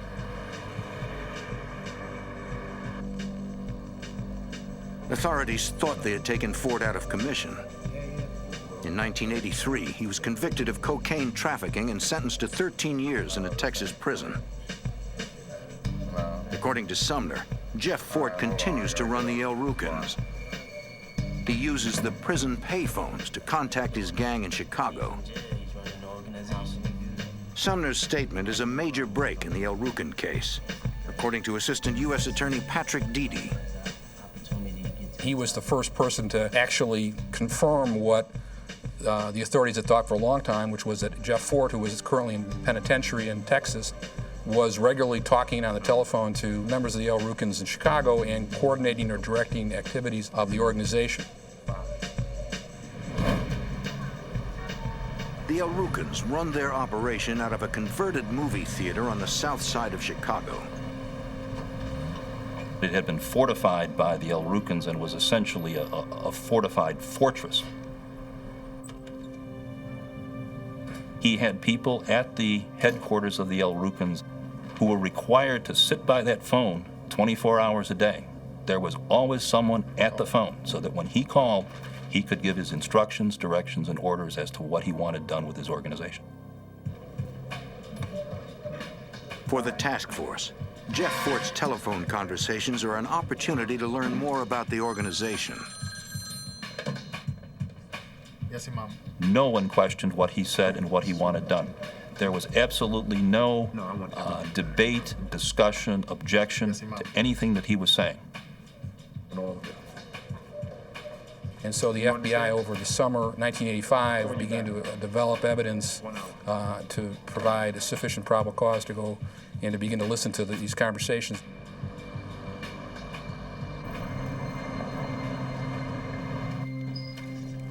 Agents activate a 24-hour wiretap to record the kingpin's phone calls.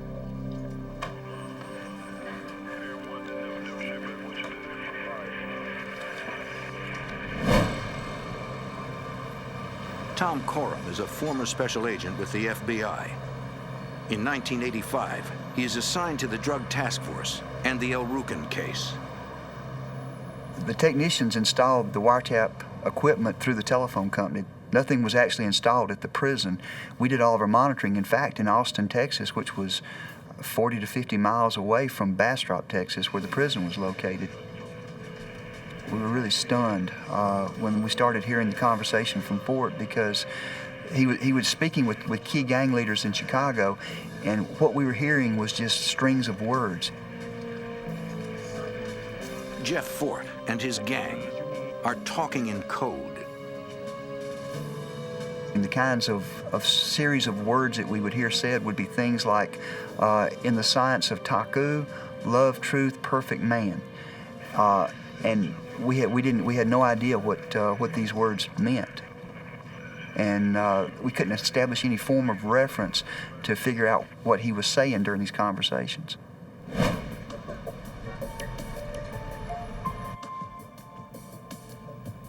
Agents believe that Fort and the El Rucans are discussing drug deals. Okay. But until they crack the gang's code, they can't prove a thing.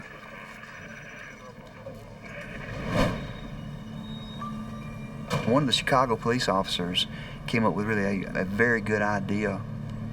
The Chicago Police Department had uniformed officers almost on a daily basis make some sort of contact with the El Rucan gang members just to let them know that the Chicago Police Department was in the neighborhood and that they were being watched. And so the Chicago detective came up with the idea of having one of the uniformed officers go up to the gang headquarters, speak to one of the gang leaders while Jeff Fort was on the telephone, and see if the gang members would encode what the police officer had said to the gang member and then feed it back to Jeff Fort in the coded form. And what we heard was the gang member come back up to the telephone where Jeff Fort was on the phone at the time and then encode that statement that had been made to him by the police officer. So at that point we learned the code words for one, the word for pound, and the word for marijuana.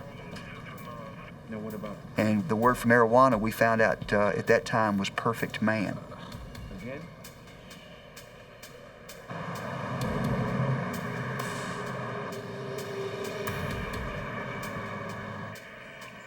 Breaking the El Rucan code is slow, painstaking work. After 2 months, agents only know a fraction of the gang's business. We realized that we were missing a lot of the calls that were being made from other phones at the El Rucan headquarters in Chicago. So we knew that the operation that we were running in Texas needed to be concluded, and we needed to set operations back up in Chicago and begin monitoring all of the phones inside the gang headquarters in order to get the whole story. In December, Agent Coram and his team decide to move the wiretap operation to Chicago.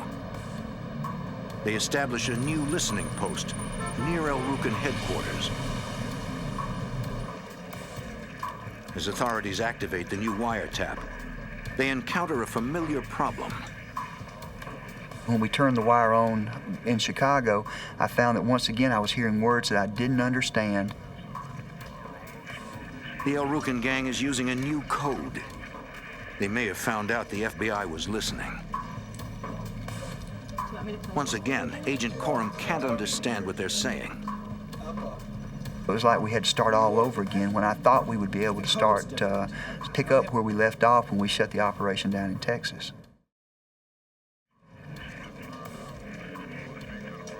Hour after hour, Coram listens to the recordings. He slowly pieces together phrases. He's talked about New York. Something is different. Something has changed. Some of the words I started picking up were words like up. I started hearing words that related to travel, and there hadn't been any words that related to travel during the Texas operation. I started hearing references to New York, and I eventually heard a reference to Libya that really caused me to be really, really concerned about what changes had occurred during the 3 or 4 months that we had not been monitoring the telephones. It's a chilling discovery. Libya, a rogue nation in North Africa, is suspected of state-sponsored terrorism. A well-armed drug gang, combined with foreign terrorists, could pose a deadly threat to national security.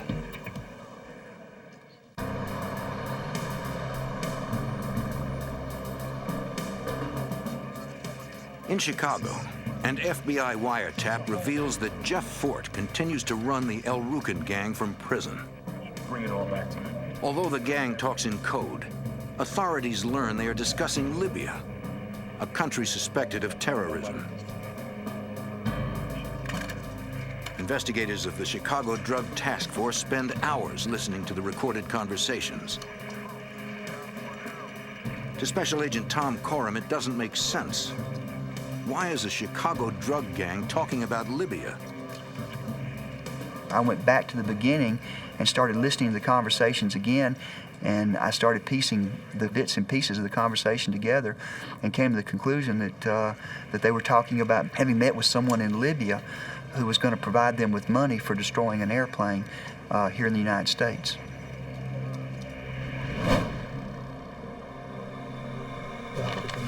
Coram alerts the U.S. Attorney's Office. The drug investigation has uncovered a potential terrorist plot. The FBI calls in the Joint Terrorism Task Force. Special Agent Ned Hamara is assigned to the Terrorism Task Force in Chicago. We took it seriously because we had no idea whether it was real or not. It was decided that the Terrorism Task Force take over the wire and continue an investigation to determine what, if anything, was going on.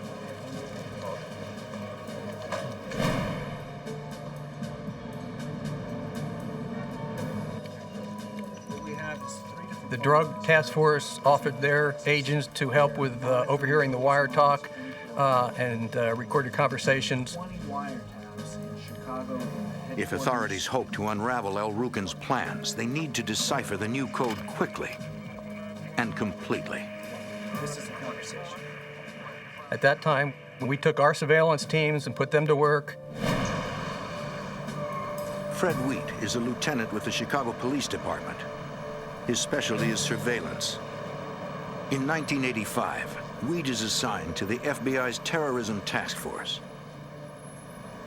We were brought in because they knew that they would need surveillance, and also that a number of the Chicago police officers had worked El Rukin's before and would be helpful in setting up the strategy to work this organization. The surveillance team's job is to make physical observations that can be compared to the information agents are hearing on the wiretap. We basically had round-the-clock surveillance on different members of the group who were involved with the conversations with Jeff Fort. We were watching those members and just trying to follow their activities.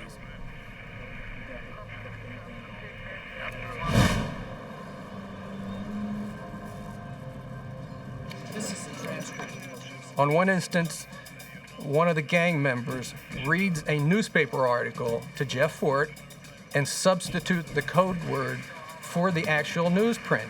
So, I mean, we had a verbatim interpretation of some of those code words because he describes an incident on the south side of Chicago where there was a shooting involving a landlord and a neighbor of some sort. And so we were able to take those code words and go back to previous conversations, insert them into conversations, which solved a lot of our deciphering of some coded conversations.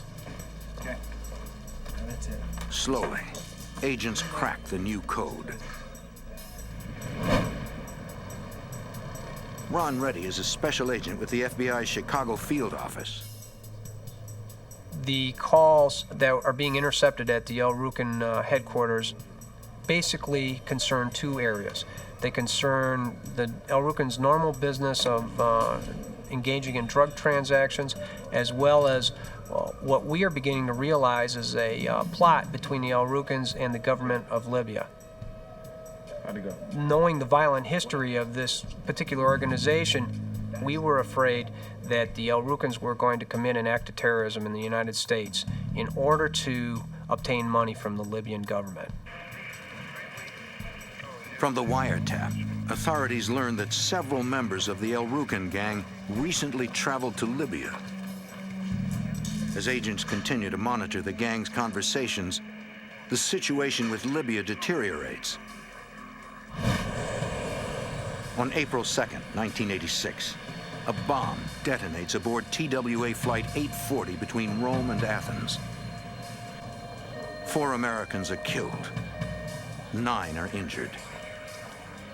The FBI suspects the government of Libya and President Muammar Gaddafi are responsible for the carnage.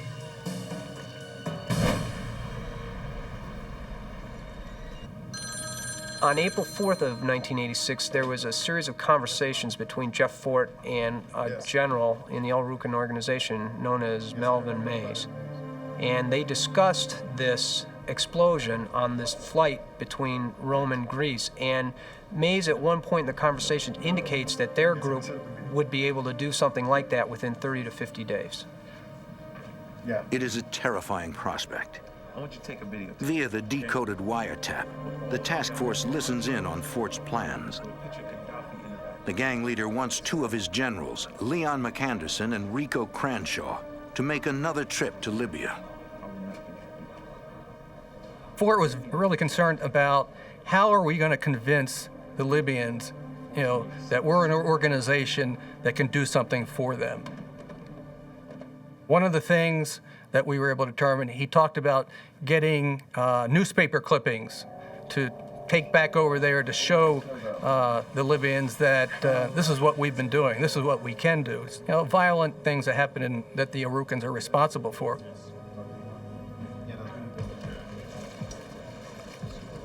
The whole idea was to convince the Libyans that the El Rucans were an organization big enough to commit some significant terrorist activity or acts in the United States on their behalf. We believed it was a real threat.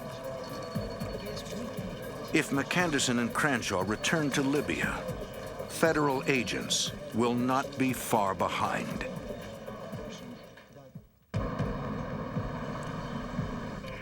In Chicago, FBI agents and police wiretap the El Rucan gang. 2 of Jeff Fort's generals are planning a trip overseas to convince Libyan officials that El Rucan can perform terrorist acts within the United States. Travel restrictions to Libya make the trip impossible. Ron Reddy is a special agent with the FBI assigned to the Joint Terrorism Task Force. The United States had just engaged in at least 2 military actions against the Libyans, and the El Rucans knew that the Libyans were under scrutiny from the United States government. The El Rucans, as well as the Libyans, felt that the safest place for them to meet would be in Panama, which they called the Straw Hat. That was their particular code word for Panama. Cranshaw and McAnderson, 2 high-ranking El Rucan generals, will make the trip to Panama City. The task force needs surveillance on both men from the moment they leave Chicago until they return.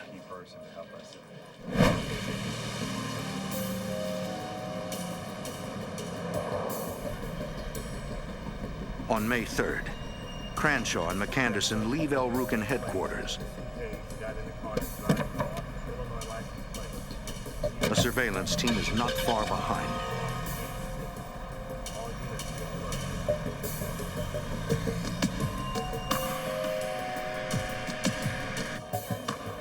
The Elrukans board a jet in Chicago, bound for Miami. From there, they fly to Panama.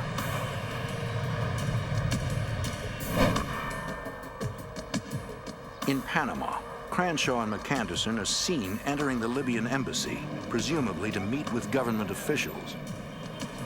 And on May 10th, the two Elrukans return to the United States.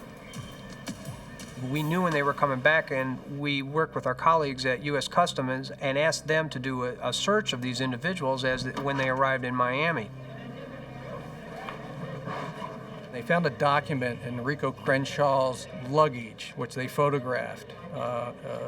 Crenshaw and McAnderson were not aware that this was happening, but the document was in Crenshaw's handwriting. Basically, they had written a letter that said that they had 5-man cells in cities throughout the United States and that they were interested in trying to destabilize the government.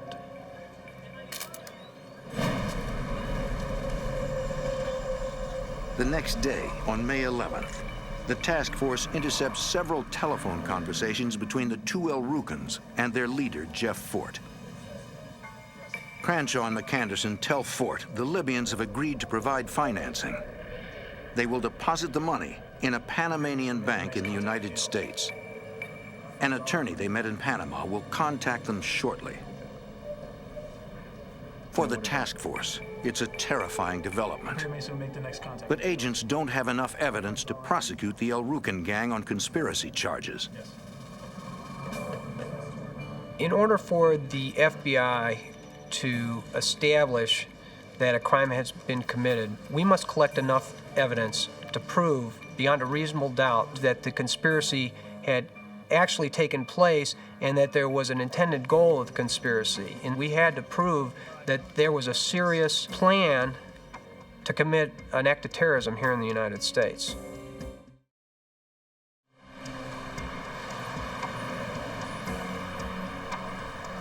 Agents continue to listen to the wiretap, hoping to learn more. During June, Fort talks about sending Elrukans over to Libya to learn bomb-making skills. He said we can send some of the soldiers or members over there. They could learn how to make bombs. Those individuals can come back to the United States and teach other members how to make bombs.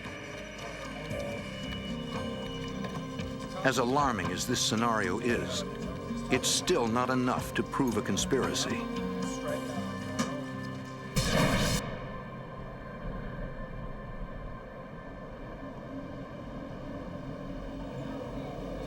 Weeks go by.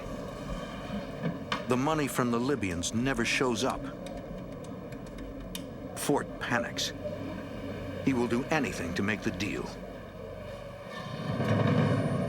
In late June, early July, Fort became, he just saw that the money was not going to be coming from the Libyans and that he had to do something, or the Elrukans had to do something to show the Libyans, that they were somebody to respect. He talked about damaging a government building. He talked about planting bombs. He talked about blowing up an airplane. And he talked about getting a rocket, one that you can use once and throw away. So we figured, okay, how can we address this issue? Through the wiretaps we're hearing. Fort wants to buy military-grade weapons. The task force decides to use it to their advantage by becoming Elrukan's sole supplier. Okay. So enter Special Agent Willie Hulan. Willie was on the drug task force. He had already made one drug buy with Alan Knox through an FBI cooperating source. Alan Knox is a high-ranking Elrukan. Agents assume he is aware of Fort's plans. So we figured that we'd set up another drug buy with Alan Knox, and at which point Special Agent Hulan could introduce the idea that he had a weapons contact and so on, and that they might be able to supply the Elrukans or somebody else with weapons or any military equipment. He mentions that he has a friend who works at a military base, a friend who can steal weapons. Knox is interested. Willie Hulan is an amazing individual. He's cool, calm, collected, works well under pressure. He was ideal for this situation. His knowledge of the street gangs, his calmness and operating sources, and Willie was perfect for this role. Knox tells Hulan about the kind of weapons the gang wants to buy. They were interested in grenade launchers, and so when he described the grenade launchers, he said it's the type that Clint Eastwood used in the movie, which obviously is a law rocket. The M72 Law rocket is the U.S. Army's primary light anti-tank weapon. The shoulder-launched missile can penetrate a foot of armor at a range of over 200 meters. It can destroy a tank, a building, or even a low-flying airliner.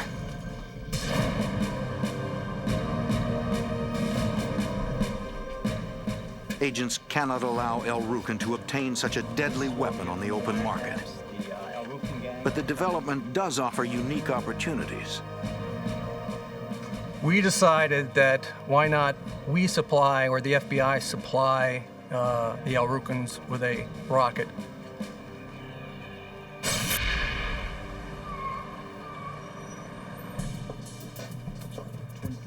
Special Agent Willie Hulan negotiates with Alan Knox on the price. You guys doing all right? Thank you. Yeah. He tells Knox he can get Law rockets for $1,850 apiece. Got a man on the inside. Obviously, we weren't going to sell these guys a law rocket that they could use or would even work. But that being said, we wanted to sell them a device that looked like a real law rocket, and on a cursory inspection would appear to them to be a real law rocket. And they will buy for that $2,200. The ATF, the Bureau of Alcohol, Tobacco, and Firearms, constructs a dummy law rocket. Although it looks like the real thing, it does not contain an explosive charge. The ATF also installs a radio transmitter so agents can track the device from a distance.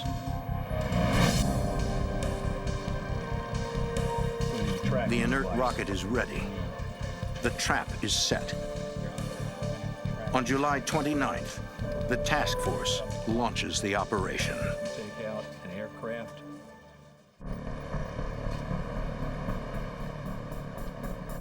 Tracking device. On July 29th, 1986, the FBI's Joint Terrorism Task Force launches a complex sting operation.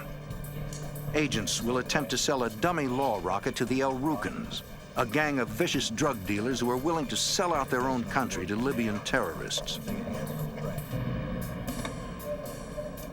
Gang leader Jeff Fort takes the bait.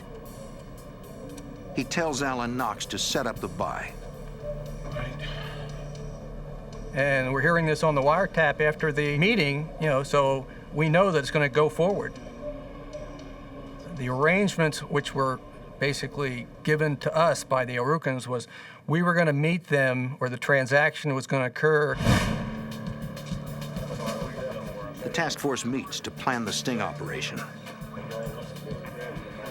The sale of the law rocket will go down at a hotel in Lansing, Illinois, 30 miles from Chicago. Normally, we would have never conducted an undercover investigation like this because of the extreme danger to Agent Hulan. But the fact that we knew that the El-Rukans were dealing with the Libyans, we had to weigh those risks and ultimately decided that we could do it safely, that we could make the transaction safely and protect the life of our undercover agent. Surveillance teams will form the outer perimeter, 4 blocks from the hotel. Like I said, ultimately, SWAT and undercover teams will form an inner perimeter, stationed in and around the hotel. What's going to happen with our operation? At this point, we have the north, south. On July 31st, agents from the FBI, the ATF, the DEA, and the Chicago Police Department deployed to the hotel in Lansing, Illinois. They cannot fail. The lives of hundreds and possibly thousands of people are at stake. On the night of the Law Rocket deal, we probably had in excess of 50 individuals spread out through different areas. Surveillance teams assigned to the outer perimeter get into position.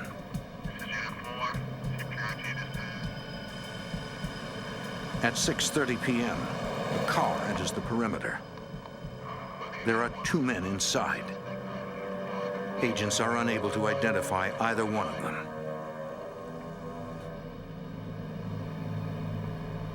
Detective Wheat's surveillance team picks up the incoming vehicle.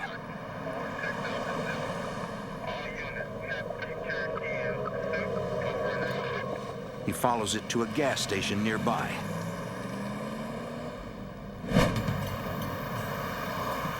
At the gas station, Wheat is able to make a positive ID.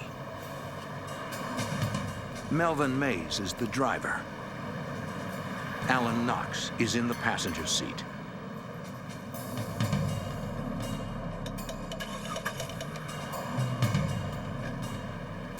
Moments after Melvin had departed the gas station, we saw him go in toward the inner perimeter.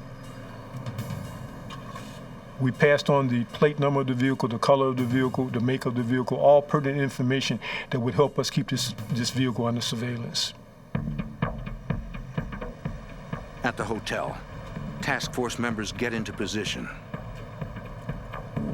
We had a complement of SWAT, other surveillance people, other case agents in adjacent rooms, down hallways, different floors.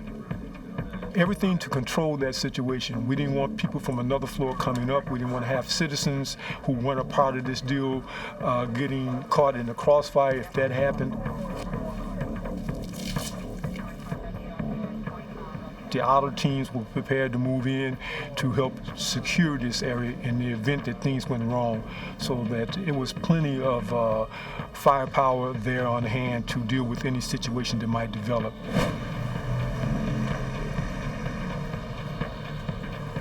Mays and Knox arrive at the hotel within minutes. The sale is about to go down. The task force is ready. They know the El Rukns are willing to do whatever it takes to fulfill Jeff Fort's orders and make the buy.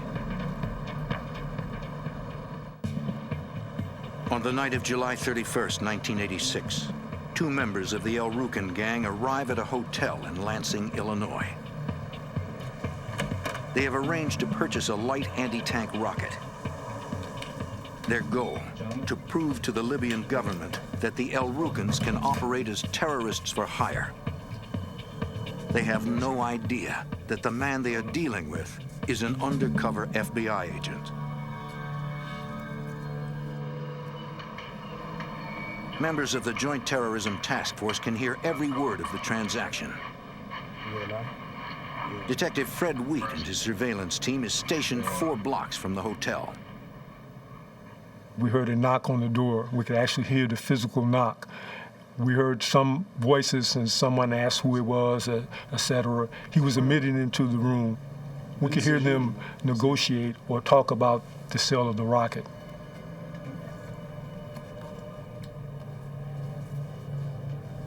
It's the launch. A little something extra I threw in.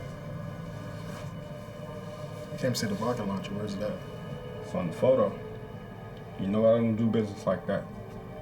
Where's the cash? It's close. You get your launcher when I get my cash.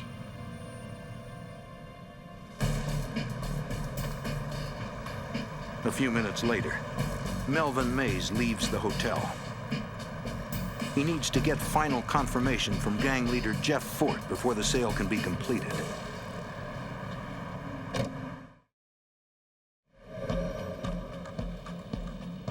Mays returns to El Rukn headquarters to wait for Fort's call.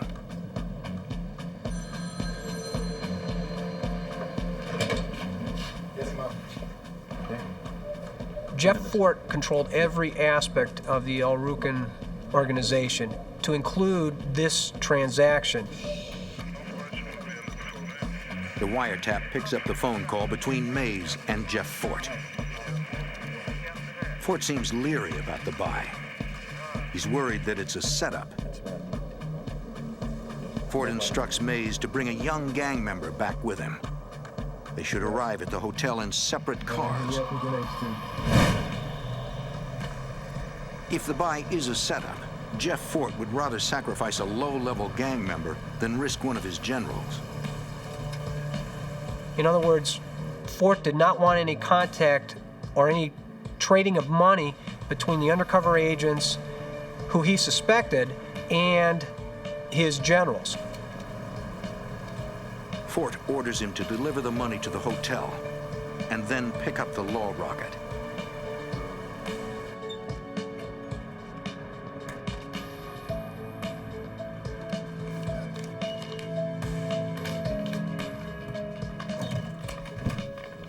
The sale goes off without a hitch.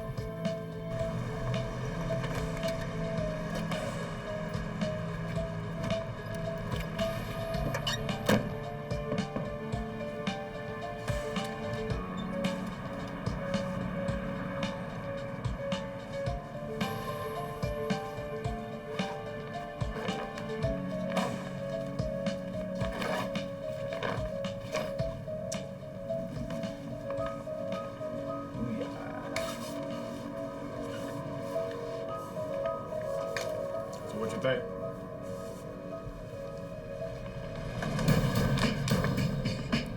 Maybe, sir. Still out there, right? Buddy doing business with you?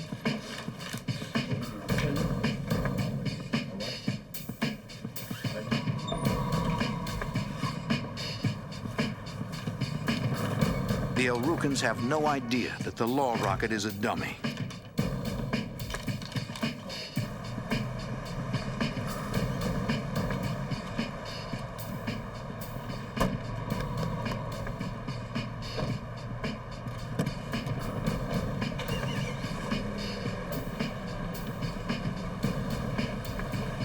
The low-level El Rukn takes off in the direction of Chicago.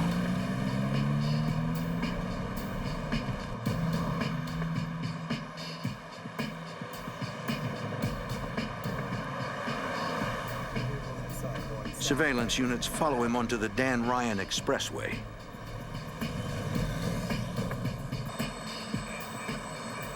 At that point, we had surveillance behind them, in front of them, on the side of them, down the expressway, coming on at certain exits, getting off at certain exits.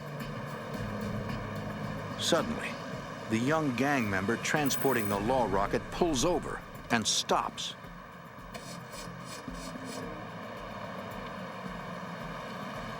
Seconds later, another vehicle pulls alongside him. It's Melvin Mays. What are you doing? Stop. As it turns out, the gang member's car has broken down. The law rocket is transferred to Mays' car. Get back in your car. We would not have known that it changed from one vehicle to the other or one person to the other unless we had a physical eye on that transaction.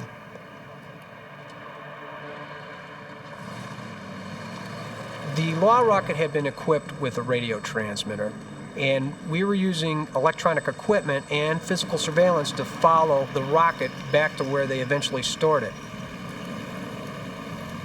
Mays drives to an apartment building on South Kenwood Avenue, a few miles from El Rukn headquarters. The gang members refer to this building as the Armory. Then our job really began, because at that point we were 24/7 on that location, because we had to make sure that that law rocket was not moved.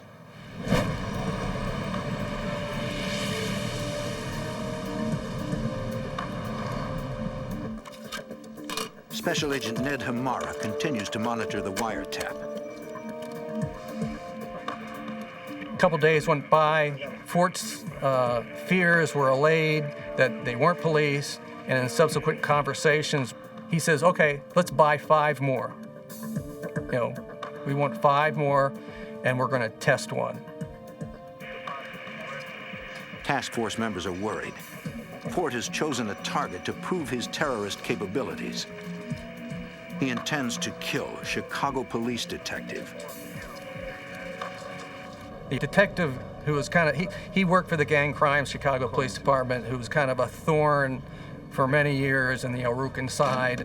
They hated him, and they figured, okay, we're going to buy some rockets, but we're going to use one, and we're going to test it on him. Gentlemen, according to the wiretap, The attorneys and the agents all made a decision, okay, let's take it down now. Let's not wait any further, because we figured if they tried to test the law rocket, they're going to determine that it's a dummy rocket, and it's going to blow a lot of people's cover. The FBI makes a dangerous call. It's time to take down the El Rucan gang and put Jeff Fort behind bars forever. The FBI has the El Rucan gang on the hook. They have surveillance photos and wiretaps of the gang purchasing a dummy law rocket. From his prison in Texas, gang leader Jeff Fort instructs the El Rucans to buy 5 more rockets. He wants to test fire one of them to prove that his gang can perform terrorist hits for hire.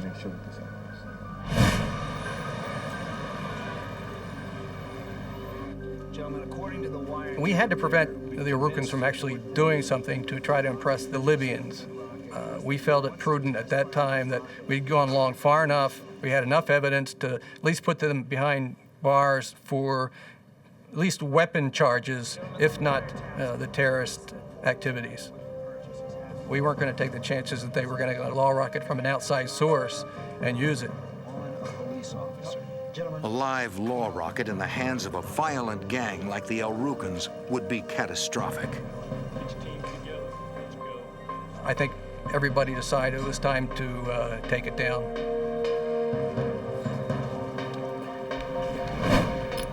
On the morning of August 5th, the task force launches simultaneous raids on El Rucan headquarters and on the apartment building they call the Armory.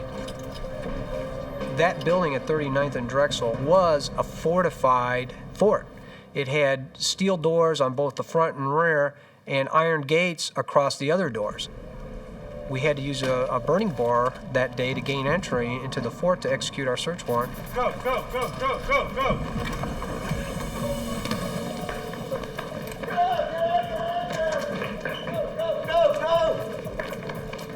We went from surveillance officers to search and control officers.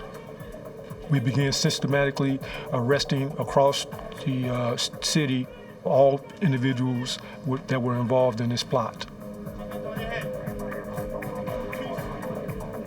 In an office at El Rucan headquarters, authorities find travel itineraries to Libya for Rico Cranshaw and Leon McAnderson.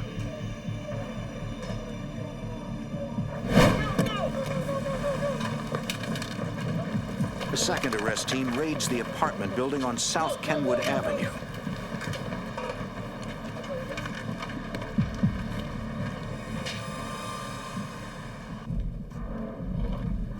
I was at the location on South Kenwood. Our main objective was to find the law rocket. We're walking all through the complex, you know, behind the ATF agent who's got the beacon, and he's going upstairs and downstairs and all around. Oh, it's getting fader, we're getting stronger. We were in there for, you know, it seemed like a half hour, and we're walking and we're still not getting it. Finally, we go down into the basement. And this is a rat-infested, roach-infested location. But when we're going down the stairs, it gets louder and louder and louder. It's getting stronger right down here. Finally, we decided it's got to be under the stairwell. So we ripped open the stairwell, and sure enough, the law rocket was there, along with about 35 other assortment of automatic weapons that we discovered. Some of them were submachine guns. Who knows, you know, how many weapons were used in crimes or murders or what. The main thing, we got the law rocket back before they were able to determine that it, you know, was an inert or dummy law rocket.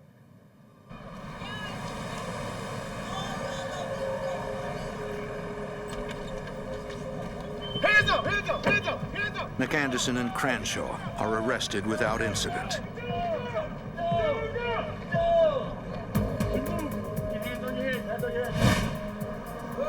Alan Knox is also taken into custody.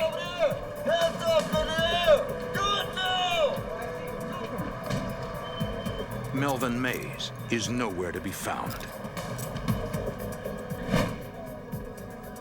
On October 30th, 1986, Jeff Fort, Alan Knox, Rico Cranshaw, and Leon McAnderson are indicted on charges of conspiracy, possession of weapons, and use of interstate facilities to carry on unlawful activities. Melvin Mays, who is still a fugitive, is placed on the FBI's 10 most wanted list. In 1987, McAnderson and Cranshaw are convicted and sentenced to more than 50 years in prison. Melvin Mays eludes authorities for nearly 9 years. In 1995, he is arrested and convicted and sentenced to 3 life terms in prison. Jeff Fort, who is already incarcerated, is sentenced to spend an additional 80 years in prison. This was the first instance in the United States history that American citizens had been convicted for attempting to commit a terrorist act for a foreign government.